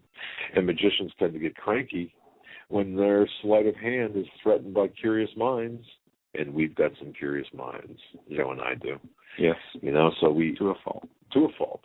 That's right. And I got to tell you something. We affect the efficiency of the way we will operate. Yeah, it's interesting. We can sit down at 7 o'clock in the morning and say, all right, we're gonna get 5 or 6 things done. And but before we do that, we're going to investigate this aspect of whatever. And it's 7 o'clock at night. Next thing we know, it's 7 o'clock at night. And the other thing that we've accomplished is sucking down about 6 pots of coffee and, some cold pizza and trying to get ready for the show. But that said, we do have an investigative report coming out about this video because this is important. We had Steve Klein. Yeah, he came on the show. Steve Klein. We didn't know what to ask him really at the time, as information didn't come out yet about the truth behind the trailer in the movie. Not as much information as we have now, That was the weirdest interview I think we did. The guy denied it. First of all, he came on to talk about the film he helped create and then denied anything to do with it. That's right. The pre-interview we did with Mr. Klein, in fact, I talked to him before the interview, set it all up, and asked him a series of questions, which he answered. And then he came on the program, and I wasn't sure if we were talking to the same guy. Yeah. Normally, no, it's a rule where we don't talk about guests without giving them the ability to answer back. Well, Mr. Klein has made it clear that he's not going to answer back, so, but if he's listening, he's free to call in and right now. But here's the problem, folks, and here is, we're going to give you our conclusion right now here before the top of the hour. Based on our investigation that we've done, the film The Innocence of Muslims plays an integral role, an important, very critical role into the cover-up, into what has been taking place. It's got the fingerprints. It's the bloody glove at Rockingham, reference to the O.J. Simpson case. This film ties directly back to elements within our own government. So when Hillary Clinton said the U.S. government had nothing to do with this video, she might not have been, she wasn't truthful in our professional opinion based on our investigation. The United States government had, elements within the U.S. government had a lot to do with the video because as we found out, and we have documented this, the video itself was started. I mean, the very first part began with a casting call on July 14th, 2011. A casting call that was posted at Craigslist that solicited actors and actresses to appear in a movie with the working title Desert Warrior. Now, the video production was supposedly, the producer for this video was supposedly a 65-year-old man by the name of Alan Roberts. But Alan Roberts wasn't really Alan Roberts. He's Robert Burnell, who was a film director and editor of such films as Young Lady Chatterley and The Happy Hooker Goes to Hollywood and Karate Cop, some of those grade A movies. That's who posted the casting call. That's who the director was associated with this film, originally titled The Desert Warrior. And it's interesting because Alan Roberts, or Robert Burnell, whatever his name actually is, his role as a director was allegedly a result of a request by Egyptian native Nakula Nasali, or Sam Basile. Now, Sam Basile is allegedly an informant and possibly an operational asset for the United States Department of Justice. Now, the film itself, according to numerous members of the film, they were told that they were appearing in some historical drama set in the Middle East, and they were just tricked into a false plot. And some have stated that they're going to sue the director and sue the film company. And, of course, they said their dialogue was changed to such an extent that the words were dubbed over and the audio was changed and the entire plot was changed without their knowledge. Yeah. And just to kind of encapsulate this in a few more minutes we have, and then I'll shut up about this. But this is so important, folks, because it has everything to do with the nomination of John Brennan as the CIA director. It has everything to do with this, and you can bet your bottom dollar that CIA director, this is payoff for John Brennan to be a CIA to head the CIA. This is payoff. This is his payoff. Anyway, the film was scheduled to be shown at the Vine Theater in Los Angeles, California on June 30th, 2012, which was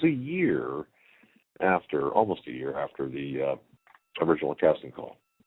And it was shown at the Vine Theater in Los Angeles on June 30th, 2012, under the title The Innocence of Bin Laden.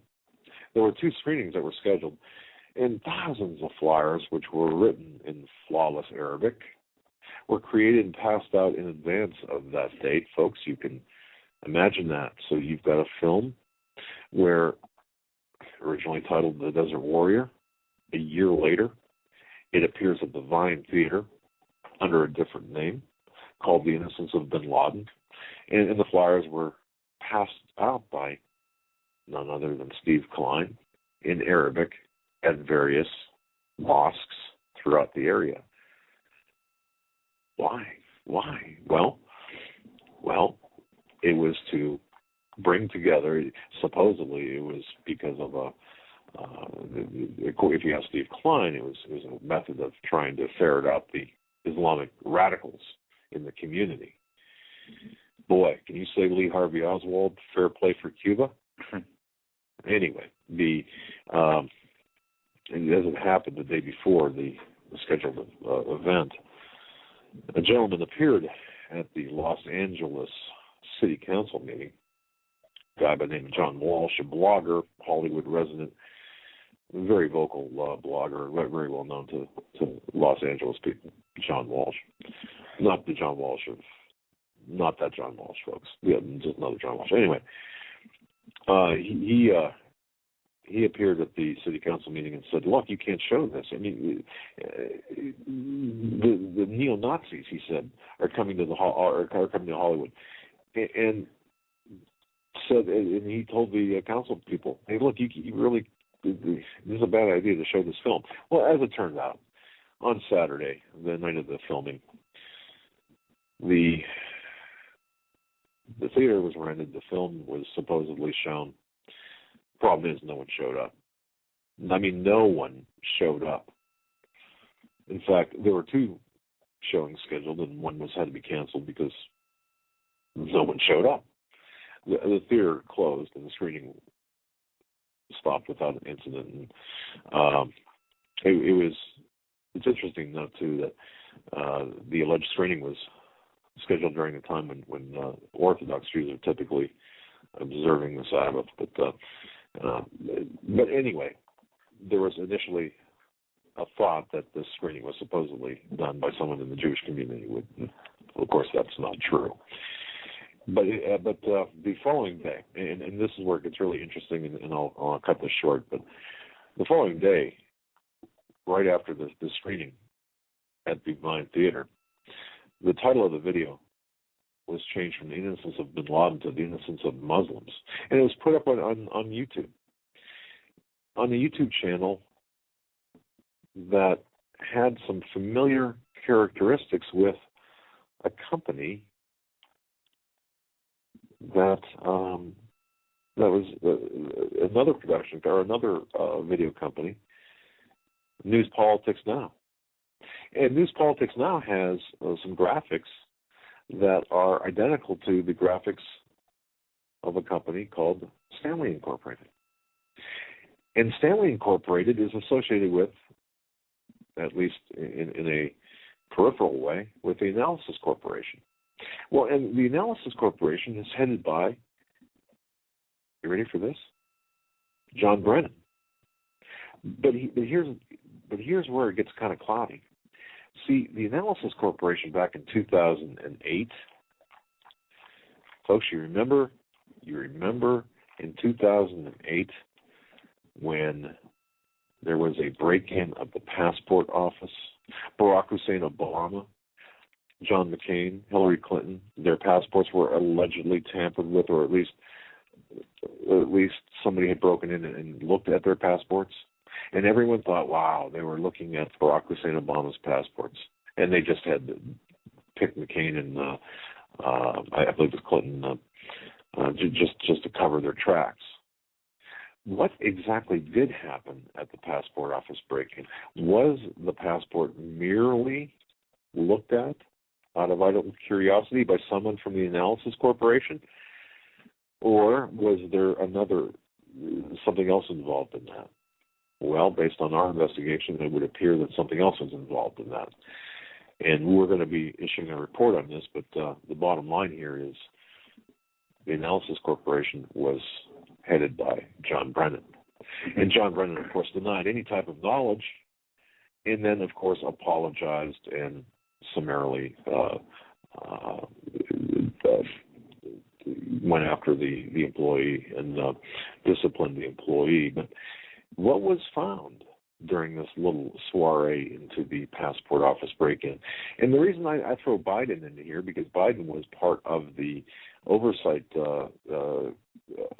committee during that period of time, as was Brennan, who was counterintelligence advisor to the president, unpaid, of course, concurrent with his position at the Analysis Corporation. So could this be payback for damage control? Or could this be payback for what is known by Mr. Brennan? Yeah, with that, we're going to go to break. When we come back, we got a couple of pieces of news we're going to hit and then take your phone calls at 661-244-9839. That's 661-244-9839. I want to thank again Larry Graffwalt for spending half the show with us. A lot of good information. And if you guys joined us late, go back into the archives and listen to that. Coming up, news and your phone calls for the last hour. You're listening to the Hagmann and Hagmann Report. This Tuesday, January 29, 2013. We'll be right back after these short messages.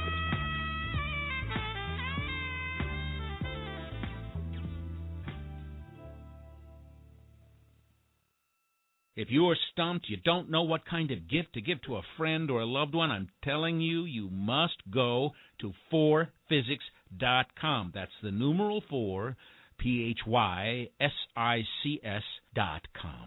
This is your one-stop shopping palace. That's the only way I can put it. I could spend easily an hour on this website. Innovative, fun, educational. There are games, books, weather instruments, unique time-telling devices, jewelry, optical devices, laboratory equipment. Let me give you an example. We all know we can tell time with a sundial. You've seen those advertised. Did you know that you could tell time by the stars?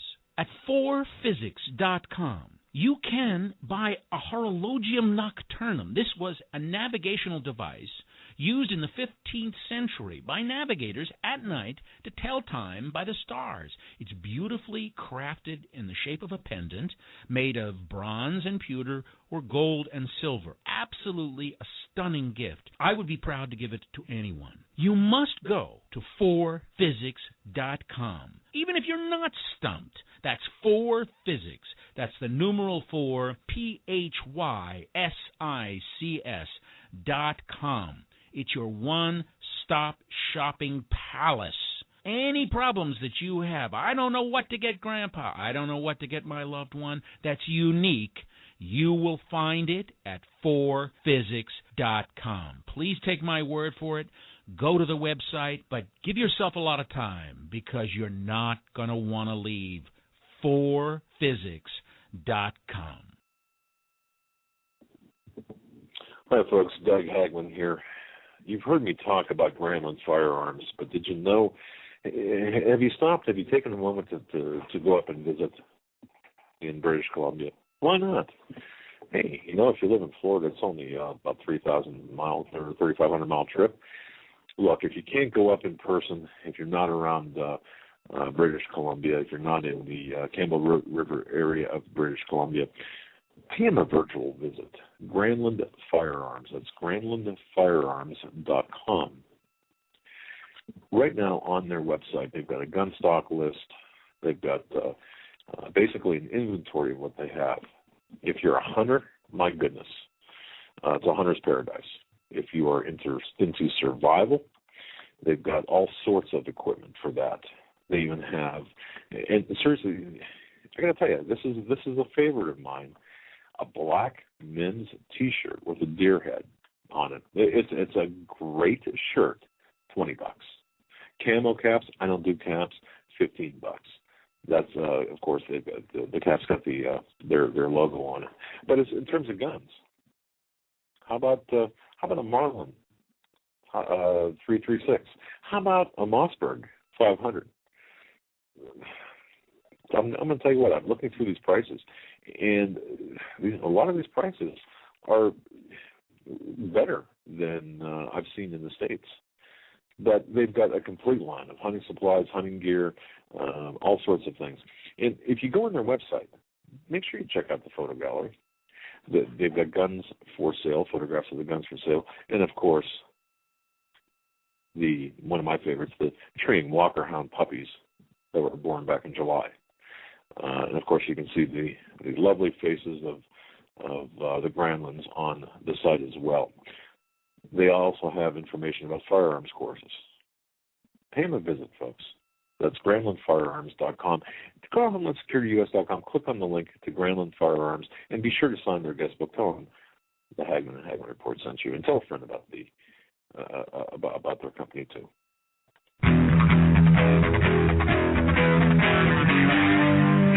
Doug Hagmann, one guy that doesn't need a bullhorn to get your attention. You want answers! I want the truth! You can't handle the truth!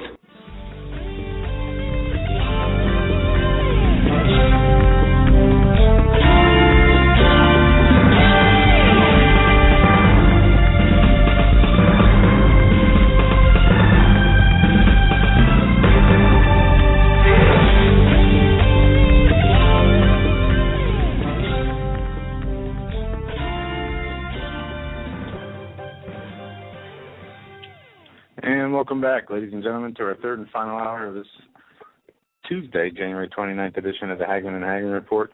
The first hour and a half, we were joined by Larry Grathwohl, infiltrator of the Weather Underground Group, headed up by Bill Ayers and Bernardine Dohrn, the people behind Obama and his political career, and much more.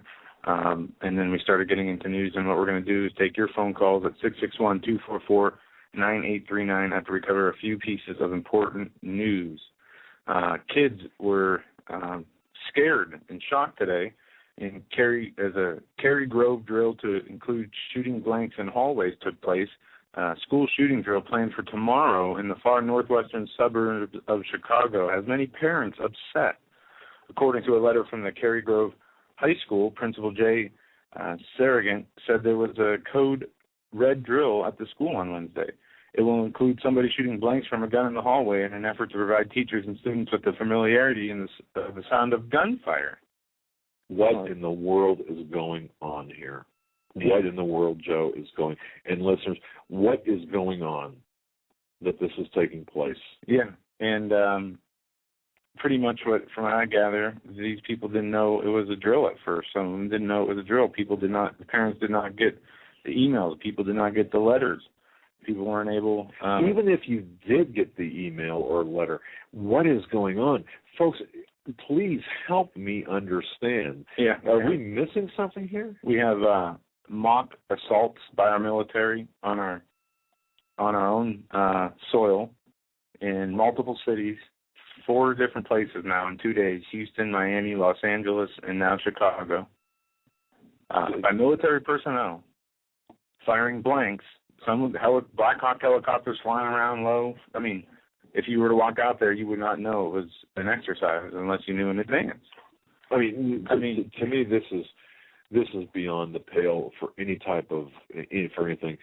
Can you imagine taking your son, your daughter to school and running into this? Or did this happen during school time, or was this at night? No, this was during class. All right. So, folks. Look, there's something wrong here. Obviously, we know that, but there's no reason for this. There is absolutely no legitimate reason. And I saw a video today. At the very end of the video, and I don't know what city it was, but it was a black gentleman that was on the video who said, "Well, if it helps keep the kids safe, if it's for the children, then I'm all for it." Yeah. Now, where did we hear that before, that mantra? If it's for the children, I'm all for it. Or if it keeps the children safe. I want to play this audio clip This is Alan Dershowitz on Piers Morgan stating it's wrong, racist, and bigoted to say that guns are quintessentially American. Now, I listened to this audio and found many things that I could pick out. Take your blood pressure. Now, this is about a 2-minute and 45-second clip. Listen very carefully to everything that is said in this clip because there is a lot going on here. And it's wrong, and it's racist, and it's bigoted to say that guns are quintessentially American. They may represent a part of America, but my grandparents who came over from Poland and lived in Brooklyn, New York, are just as much Americans. People who came over from Ireland, people who came over from Italy, we're just as much Americans if we live on the coast. And we have a right to define the America that we want to live in, and we have the obligation to win politically, to vote for people to put gun control as a high priority. They put it as a number one priority. We who favor gun control put it as a 16th or 17th priority. So it's our fault, not the NRA's fault. And the important thing of getting people like Alex Jones on this show is to hear him actually say that he believed President Bush, the American administration under him, were responsible for 9/11, and that is why he wants Americans armed to defend themselves against that kind of murderous tyranny. And it's the most dangerous rhetoric I have heard in a very long time. But it's very important that he be exposed on your show because decent Americans don't want to be associated with that kind of paranoid view of American history. They don't want to believe that our government is capable of engaging in the kind of tyranny that he fears. Government does a great deal of good for people. Yes, there are reasons to constrain government. That's why we have the Bill of Rights. The Second Amendment is part of the Bill of Rights. Justice Scalia, who wrote the opinion, said very clearly the Second Amendment permits for reasonable regulation, for prevention of people like him from getting guns, for prevention of crazy people with long records, criminal records from getting guns. We have to do more to fulfill what the real meaning of the Second Amendment is. Reasonable access to guns for self-protection and for hunting, and there's no room in America for these semi-automatic, automatic, and other kinds of weapons that are simply designed to create mass havoc. I believe that an increasing majority of Americans do not agree with the likes of Alex Jones. I think they realize a tipping point has been reached. When you have a movie theater shot up and then a school, elementary school, enough is enough, and they mustn't let the agenda be driven by people like him. And when the NRA gets up and says the solution to it is to arm teachers in elementary schools and to give kids guns and to load our society up with guns, it's lunacy. We don't want to live in that Alan, America. thank you so much for coming in. Thank you. When we come back, a man who truly does believe the solution to gun violence is yet more guns. Sheriff Joe Arpaio on why he wants armed volunteers outside schools.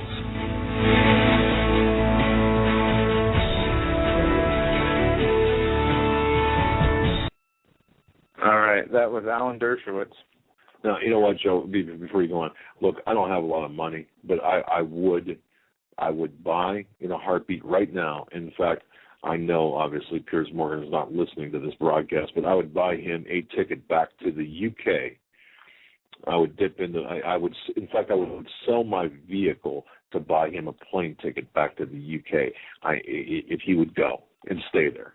Well, Piers Morgan actually said that if the U.S. doesn't repeal the Second Amendment, he'll leave. Good. Bye. Good. And take Dershowitz. Yeah, that guy. Now let's break down what he said. Yes, it's important. And, we play clips. Joe picks them out. I mean, there are so many that could be played, but this is important. So go ahead and break this down, Joe. All right. Piers Morgan, we all know, has been on a anti-Second Amendment, anti-freedom crusade on the Communist News Network now for as long as the Sandy Hook shooting, since the Sandy Hook shooting has taken place. Now, we have him interviewing this Alan Dershowitz, who goes on to say it is wrong, right, correct, racist, and bigoted to think that guns are quintessentially American. Well, he goes on to say racist. I mean, you have people like my grandmother and my grandfather who come here and they want to change things. Well, you don't come here to change the laws. We can't go to other countries and say, hey, Turkey, we don't like Sharia law or wherever that is. Right. Change it. That's not how it works. Okay. that's first and foremost. He goes on to say, don't jump away from that because go back. Folks, aren't you a little bit upset at how these people throw the word racism and the accusation of racism around? Right, that's where I'm going with this. Okay. I have some definitions, the actual definitions of what he says wrong. First he says wrong. It's wrong, okay? That means it's an injurious, unfair, or unjust act, an action or conflict inflicting harm without due provocation or just cause, a violation or invasion of the legal rights of another.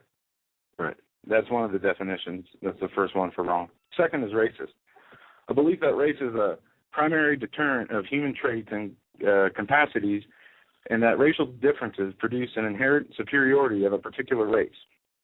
So, third, bigoted. Wow. A person who is intolerantly devoted to his or her own opinion and prejudice, especially with regards or treats the members of a group as a racial or ethnic group with hatred and intolerance. It's just everything we see coming from these people. Okay? So breaking it down in his own words, he's the biggest racist person who's wrong here.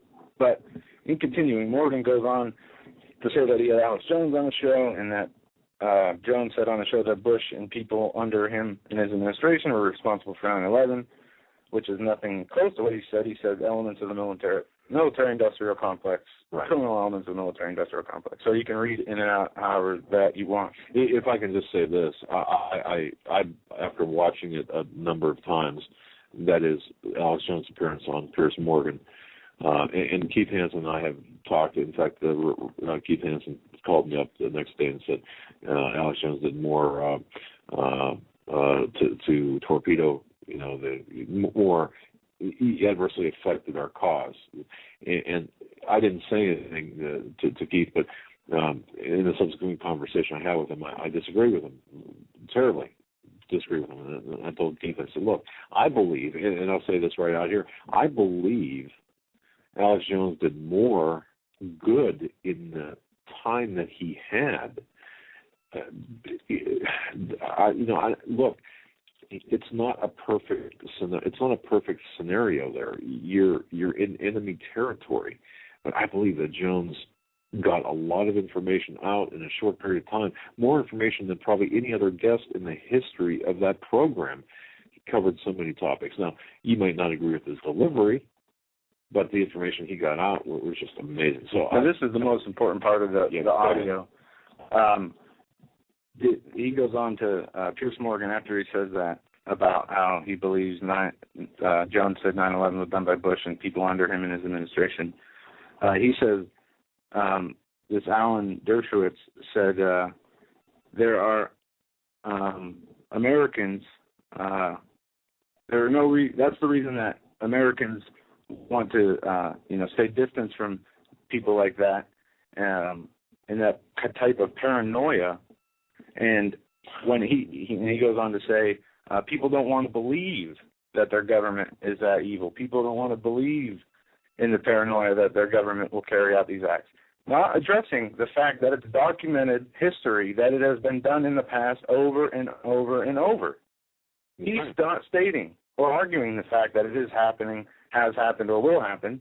He's saying, well, it's a paranoid view, and people don't want to associate with that, nor do the American people want to believe that evil is really here on the earth. And that bothered me. I mean, big time. So there's a huge difference between not wanting to believe it and it actually taking place in the historical precedent we have. Yeah. So he doesn't even answer or address the core issue. It's that feeling or the lack of belief that it can happen, which is totally, it misses the issue entirely. Yeah. And then they go on to say people like him should not have guns. And there's much more breakdown I have on that. But Joe, I mean, what? Seriously, people like him shouldn't have guns? I would put a gun in his hand and have him next to me in a foxhole fighting the tyrannical government before the metrosexual Piers Morgan or Alan Dershowitz. I pronounced it first time correctly. I mean, think about this. at what point do we stop being civil? And I say this, we can't. Well, no. At what point do we stop being? There's a point where we can stop complying with ungodly orders and ungodly laws trying to be imposed on us. That's the extent where we can. Well, let me rephrase that question. At what point do we start getting angry? Or angry to the point of emotion? Okay, you're getting away from your keyboard and saying, okay, I've had enough now. Now it's you've crossed the line. Now I've got to actually act. When do we reach that point? I think we'll know when that time comes, and I don't think we'll know a moment sooner.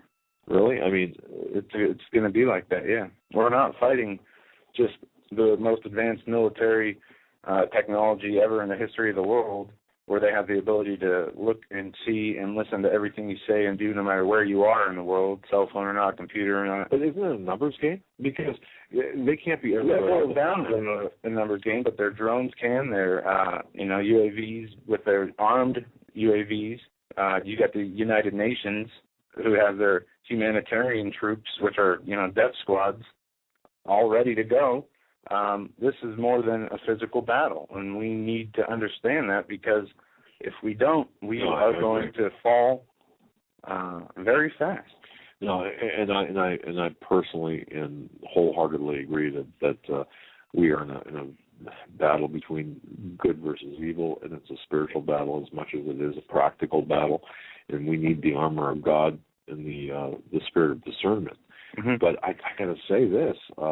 And as marginalization continues, Chris Matthews today said people that believe in border protection, who believe you could stop somebody from coming into this country by high towers or more drones or more people working there, they are right-wingers or idiots. So what does he then believe? What's his solution? He doesn't offer a solution, does he? No, his solution is the Obama solution, what he's paid to talk about, which is the destruction of America through subversion, which they've already done. Everything's in place. The logistics are there. The legislation's there. The economic system collapse and mechanism controls are there. The personnel to carry out any operation on U.S. soil is there. Right. And it's just a matter of when. Well, something that bothered me a great deal in the interview that Obama gave to the Nation, where he very subtly mentioned Fox News and Rush Limbaugh. Yeah, I saw something about he threatened them. It wasn't really a threat. It was a. I don't buy it. It was kind of a veiled threat in a way. But it gives credence to Fox News, for the people who are of the free mindset, where Fox News is just another mind trap. But wait a second. Now, look, I understand what you're saying there, but folks, to me this is important, because this plants the seed in the minds of people where, okay, now, I mean, it's almost like resurrecting the fairness doctrine, but in a more aggressive way. In other words, they are delegitimizing people, because even though you might not agree with Fox News, what if they said, and I know that we're not even in the same caliber, but what if they said the Hagmann report? What if he said that? Okay, my point is this, or even, I mean, whoever, or whatever show.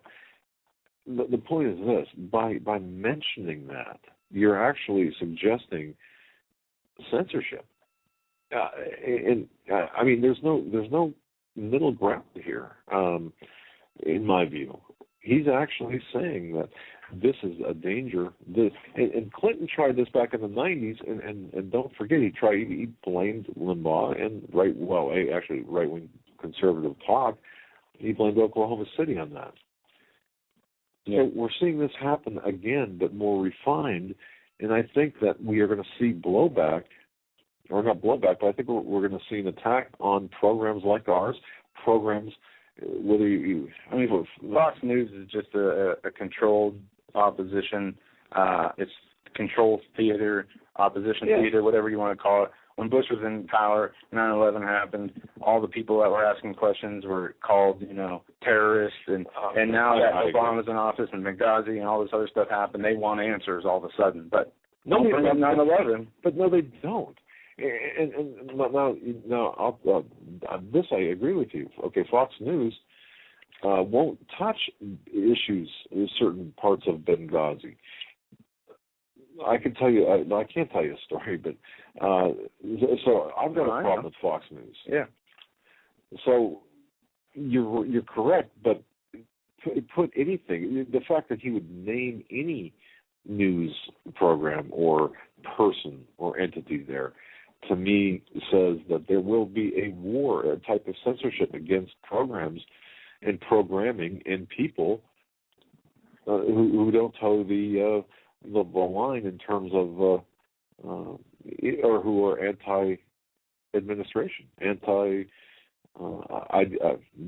that ideology. Yeah.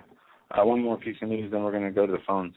Egypt's protests reveal deficit of trust in Muslim Brotherhood. Open defiance of Egypt's president in the streets. Protests show how much the Muslim Brotherhood needs to leave Islam outside the door of democracy. And it is talking about Egypt being in the possibility of a complete governmental collapse. And the military saying that the Muslim Brotherhood is losing control of Egypt. Something to definitely keep your eye on. And we'll talk more about that. Is it possible that the people can actually overcome? People are resilient, many people, but then you've got that. Well, it depends on how much we get involved. How much? I mean, why do you think we sent them all the military weapons and planes and money? Yeah, that's true, and I actually, just had to stop and. It's almost disheartening, isn't it, folks, to hear this? Yeah, especially if you know the backstory of the Mubarak overthrow, where they said he was killing protesters, and so they had to overthrow him, and now the same thing's happening again, but they're giving them weapons this time. And they're an extreme form of the Muslim Brotherhood, carrying out executions, persecuting people for converting from Islam. It's the same Muslim Brotherhood, by the way, that we're, you could follow the footsteps in and out of the White House, and of course the Muslim Brotherhood, the same Muslim Brotherhood that the Council on American Islamic Relations is protecting, and the same Muslim Brotherhood that is being paid for by the Saudis, and of course are being supported by the Saudis. Saudi money, the revolving door or the pneumatic tubes from Saudi. I mean, think of the bank. When you go to the bank and put your money in the pneumatic tubes and the tube gets sucked up into the bank. Well, we have those from Saudi Arabia into the White House, and let's go on some calls. That's please. We're gonna pick up where we left off yesterday. 111. Interesting number. You're live on the Hagmann and Hagmann Report. Is that me? Hello? That is you. Oh, okay. Hi. Yeah, can you hear it? Well, I thought I would just bring up a couple of points that you kind of hit on the black helicopters that are swarming all over the place now. And, why is this coming about? And I started to think about the portal that opened up on, the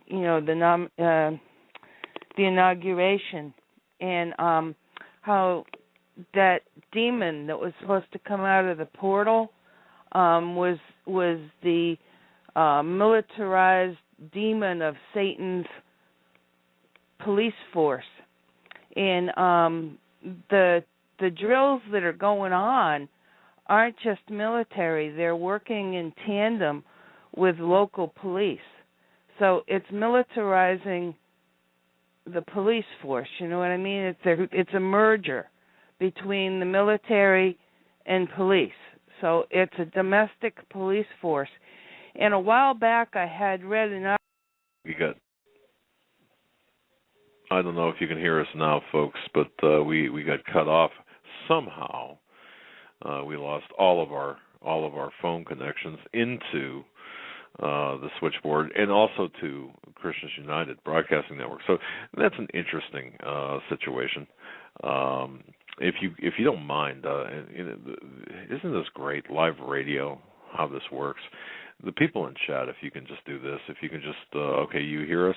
Just let us know. Hello. Okay, thank you, Becca, for. But anyway, it's an interesting time when we are when this happens. We have redundancy upon redundancy built into the system, yet we are now.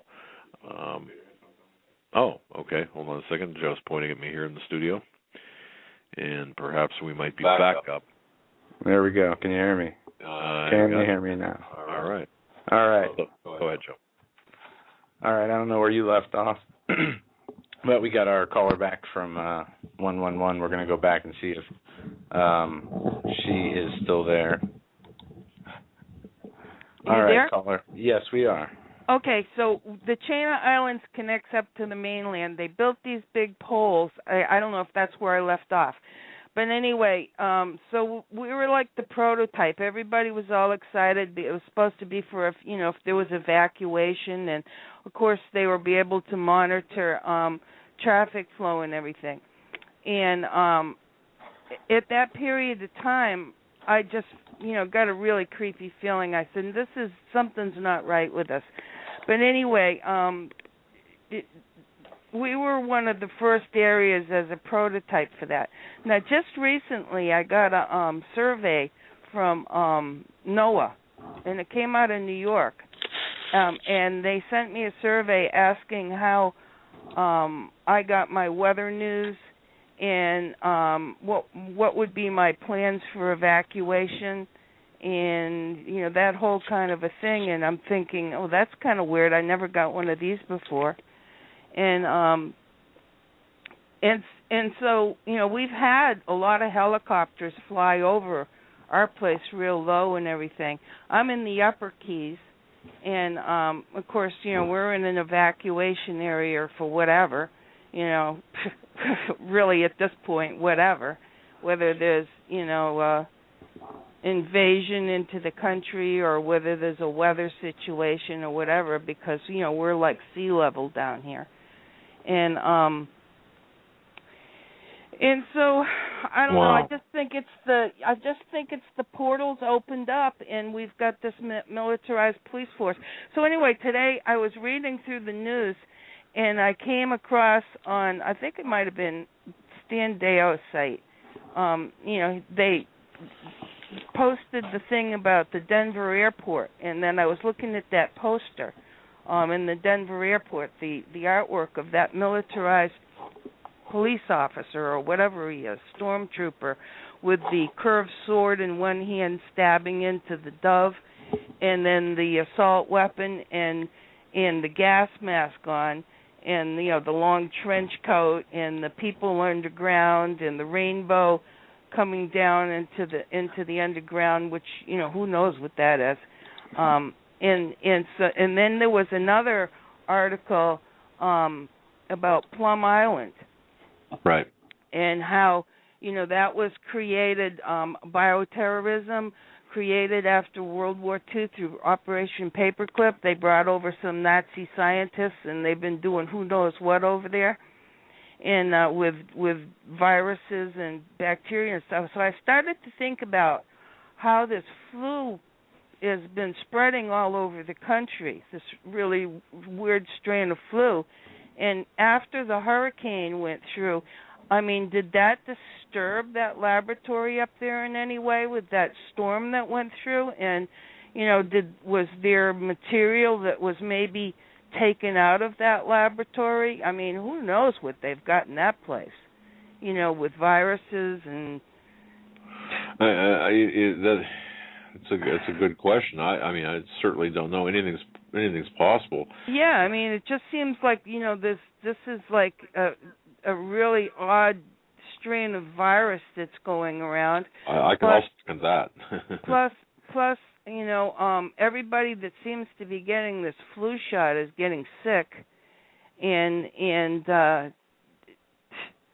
then I just recently heard that they're looking to start up again with the, trying to see if they can cross over the bird flu, into right, and the cross species. It just come out of that laboratory in Plum Island, and people got real sick after that hurricane went through there with upper respiratory stuff and everything. And I'm just saying, it has something to do with this. Joe's right about this is more than just stuff that's going on. We're dealing with a whole spiritual realm here. This forces that have been released on us. We are definitely under judgment here. This is not. Yes, everybody should have some type of a weapon for protection in case there's, criminals roaming around or something. But there's no way we're going to take on any type of situation other than just maybe home protection or anything. We've got militarized stuff going on. This is like stormtrooper stuff. This is like beyond. No, you're exactly correct, and this is something, caller, that Joe and I were talking about, and I want to get into a little bit as we. The one thing that we're looking at, when you mentioned portals, and I go back to the program that we did with Russ Dizdar. Exactly. I don't know. Look, I didn't really, when being part of that program, I didn't really grasp certain things that Russ Dizdar said, and then I went back and listened to it again, and then as I'm doing research about mind control. Yeah. Okay, now people, I know you're out there thinking, oh, come on, you roll your eyes and you think, oh, Doug, you're getting into some really tall weeds here when you start talking. But I got to tell you something, the church committee back in the 70s, think about this, folks, and caller, think about this. The CIA for 30 years appropriated 6% of their operating budget to mind control. 44 universities across the United States were heavily involved into mind control experiments. Think about that. Think about the money, the assets for 30 years, 6% of the operating budget for the CIA, mind control.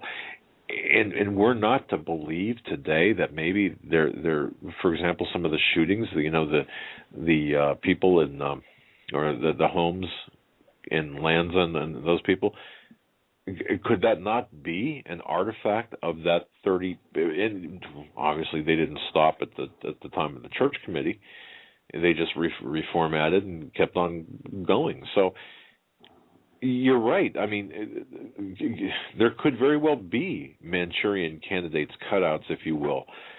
Yeah. People have to start thinking about this. A good guest also, besides Russ, another one who has done serious research on this. They even put him in jail, Fritz Springmeier. Oh, yes. If you can get hold of Fritz. We're going to have Fritz on. He goes through the whole generational families of these bloodlines that, and they train up youth, okay, and these children and stuff, like Ted Bundy, he was one of the bloodlines. Not all of their bloodline turns around and becomes like a politician, or they have terror cells too, people that they set loose with triggers, that like Russ was talking about, with triggers. They go out there and commit these crimes, these murders and this mayhem and all of this stuff, because this is part of their whole cycle of terror. And you know what, caller, what you're talking about right now, and what Russ was talking about, and what Fritz Springmeier talks about as well, and I'll mention this again. I know people are probably getting tired of me mentioning this, but every Saturday night, Toronto, AM 640 out of Toronto, A View from Space. It's a 3.5-hour program, hosted by a gentleman by the name of Gary Bell.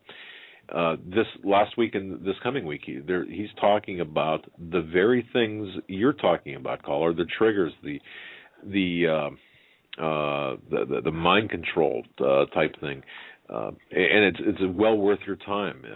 So again, it's I believe the I believe he starts at 11 o'clock at night. But that said, it's well worth the time. But you're right, caller. I mean, and we don't know, but we do know, and as Joe said too, that this is more than the earthly application. There's a spiritual part of this. There's the it's the Luciferian agenda. That's what it is. It's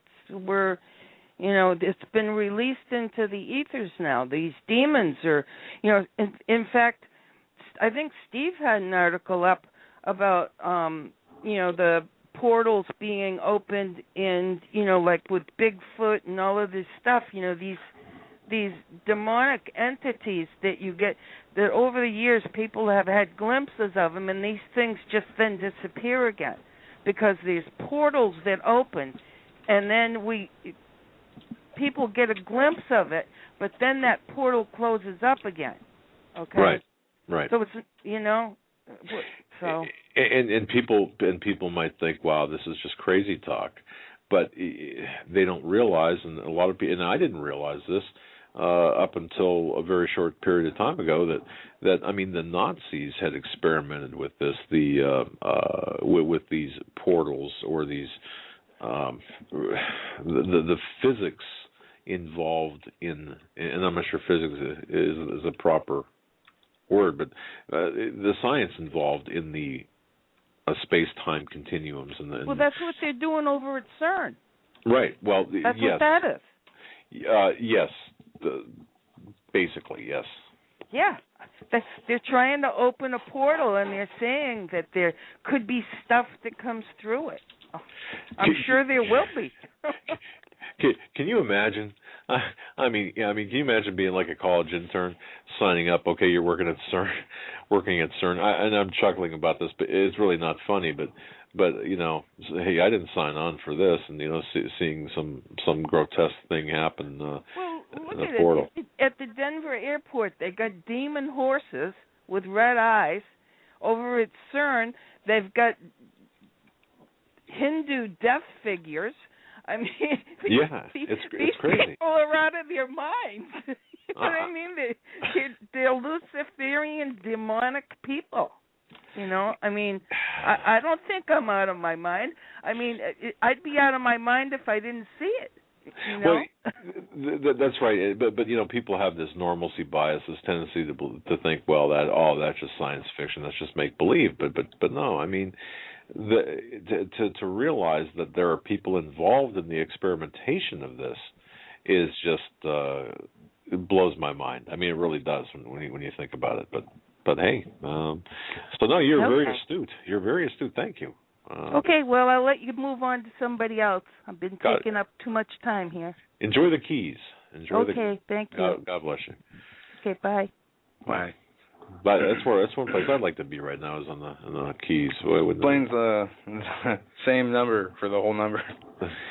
I was wondering. I didn't know. I looked that number up, and it went back to New York Times. There was a lot of people who said it was a New York Times number, so I wasn't sure, and it was there for a couple of days, but just out of the continental U.S. Yeah. All right, we're going to go to... And that does happen, by the way. Sorry. Area code 484, you're live on the Hagmann and Hagmann Report. Hi, Doug and Joe. You guys had a great show going on again tonight, as usual. Well, thanks. Doug earlier had mentioned something about the line in the sand, and I remember Joe saying something about, we'll know when that's going to be, and I think he's right. I think that God's going to play an important part of that signal, that we're patient, we're waiting for them to show their hand, and we being anybody that wants to associate with this side, I would think, are going to have to be soldiers in this fight, the ultimate fight against good and evil that Steve mentions a lot, Steve Quayle mentions a lot, these things that are coming upon the earth that'll cause men's hearts to fail. The portals that this lady that was just on was talking about, these things are really here, they are really happening. It's going to get a lot worse before it gets better. So, I just pray for Caller, let me ask you this. You said we'll know the line in the sand, or when it's crossed, we'll know it. How? And I don't want to sound ignorant in asking this question, but how are we going to know it? I mean, is it when the shooting starts? Is it when the communications get cut off, or if they get cut off? I mean, how are we going to know what that trigger point is, or what's going to happen when that line is crossed? I think that I can only speak for myself. I don't know what it's going to be for everyone. But it's, with the military, you have leadership that says, okay, today we're packing up and we're going to this destination and we're going to shoot the bad guys. We're going to see the incremental increase of what's coming our direction from, whether it be the administration, whether it be the UN, what I consider basically the evil portion of what's here. And as that builds, we're going to see the electric power go away. We're going to see the monetary system go down, and those things are going to start this chain of events where it's going to basically put brother against brother, and because there's no direct leadership on our side, that we have one person that we look towards, whether it would have been a person, for instance, whether it had been a popular radio show host, or whether it had been a popular person in, say, for instance, the NRA, or one of those groups that stands up and says, I will lead the people. I don't think it's going to be that. I think that it's regionally, it's going to be riots in Philadelphia that will cause people to band together on both sides that will snowball. I think it will be regions of just lost my train of thought. Regions of martial law that will be enacted, whether it would be because of a storm that's brought in, that like the storm Sandy that came in, that everybody knows that hurricanes don't turn 90 degrees left. So, whether it be something like that causes a regional event that causes martial law, whether it be, one of the suitcase nukes that nobody's found. There's many of these things that could be. I don't know if it's going to be a line in the sand, much like,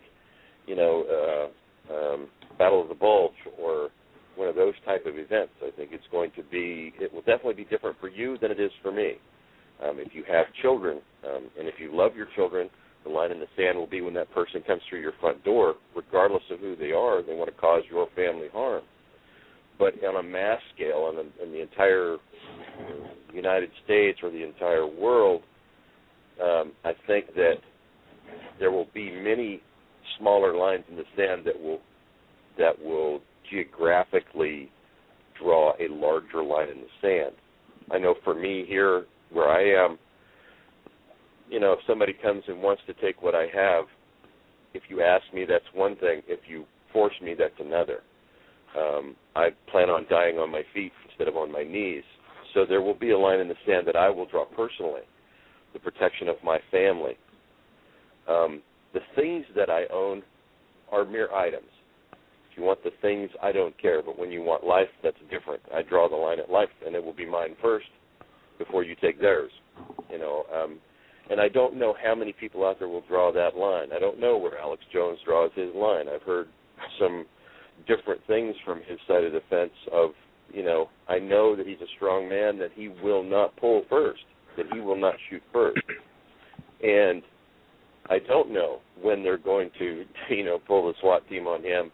I'm sure we'll hear about it. As far as somebody like Rush Limbaugh, when you get people that have the money behind them, they don't have the same lines that I do. They don't have the same lines that you might not have. So that's an interesting point that you raised too, because the higher profile. I mean, obviously we're not as high profile as Alex Jones, and Alex Jones doesn't have the money that Rush Limbaugh has, and so the it's an interesting point because we're in different stations in life and different positions, as well as different parts of the country. So you could very well be right. There could be different scenarios for different people, but wow.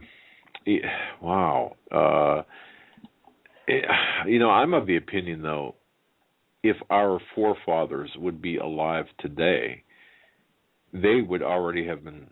I mean, that's irrelevant, though. They would have already started shooting. Like the caller said, we're in different times. Yeah, that's true. No, I think even the forefathers being here today would.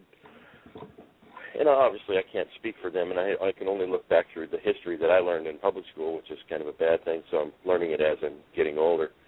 I think they would have practiced restraint. There was a time when they said, they had groups that had gotten together and they were meeting, and they said, look, we all agree that we don't agree with what's going on.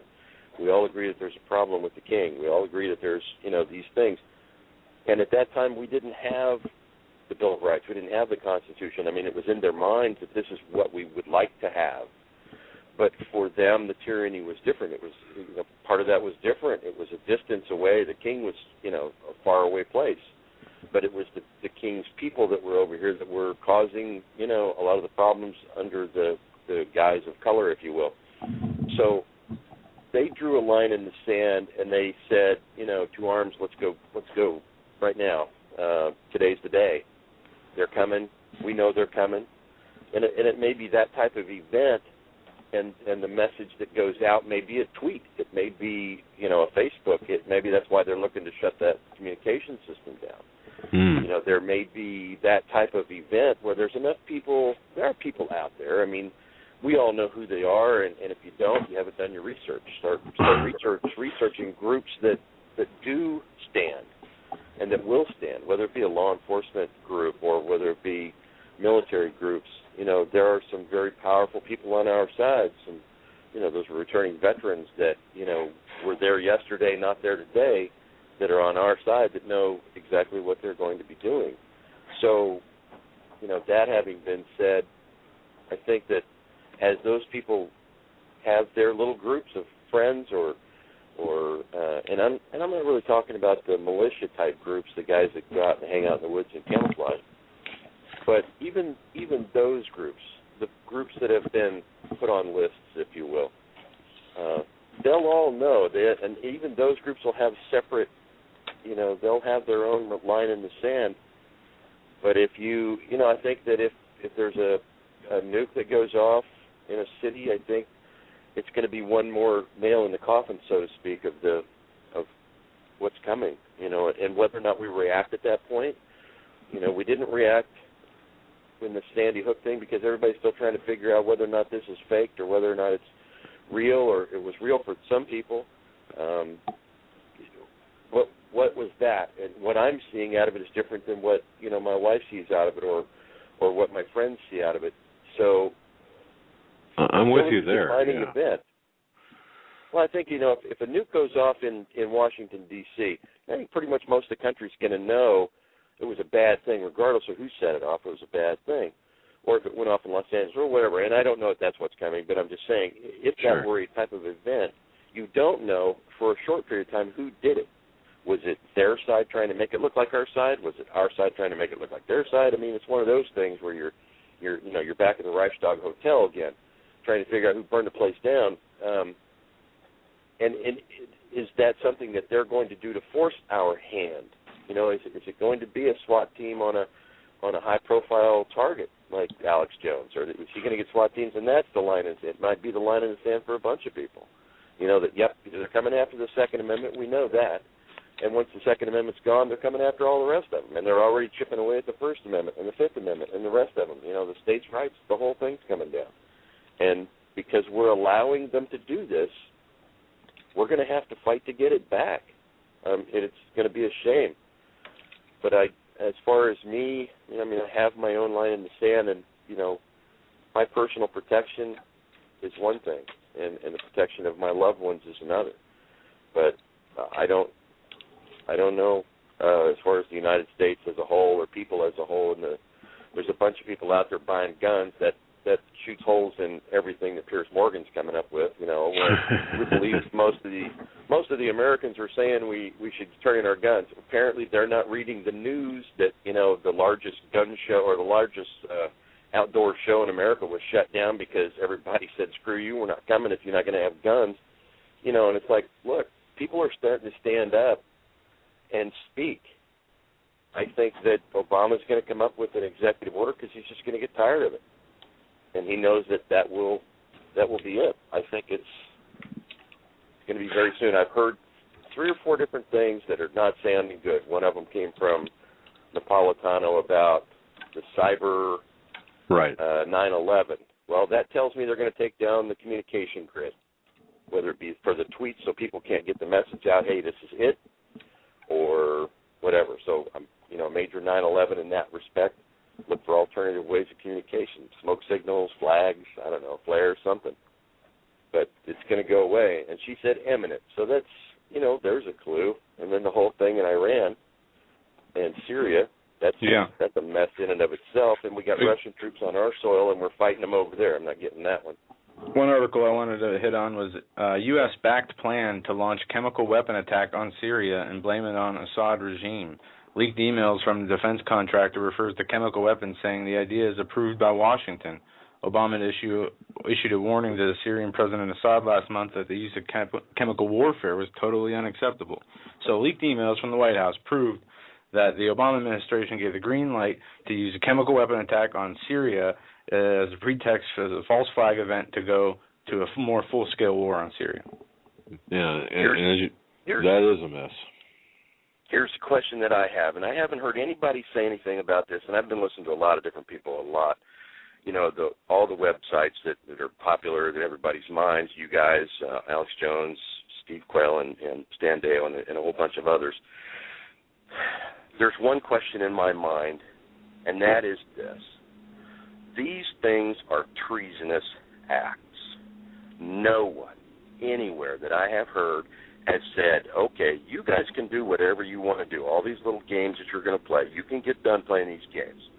But the Constitution labels this as treason, and we are going to come after you, and we're going to prosecute you for treason.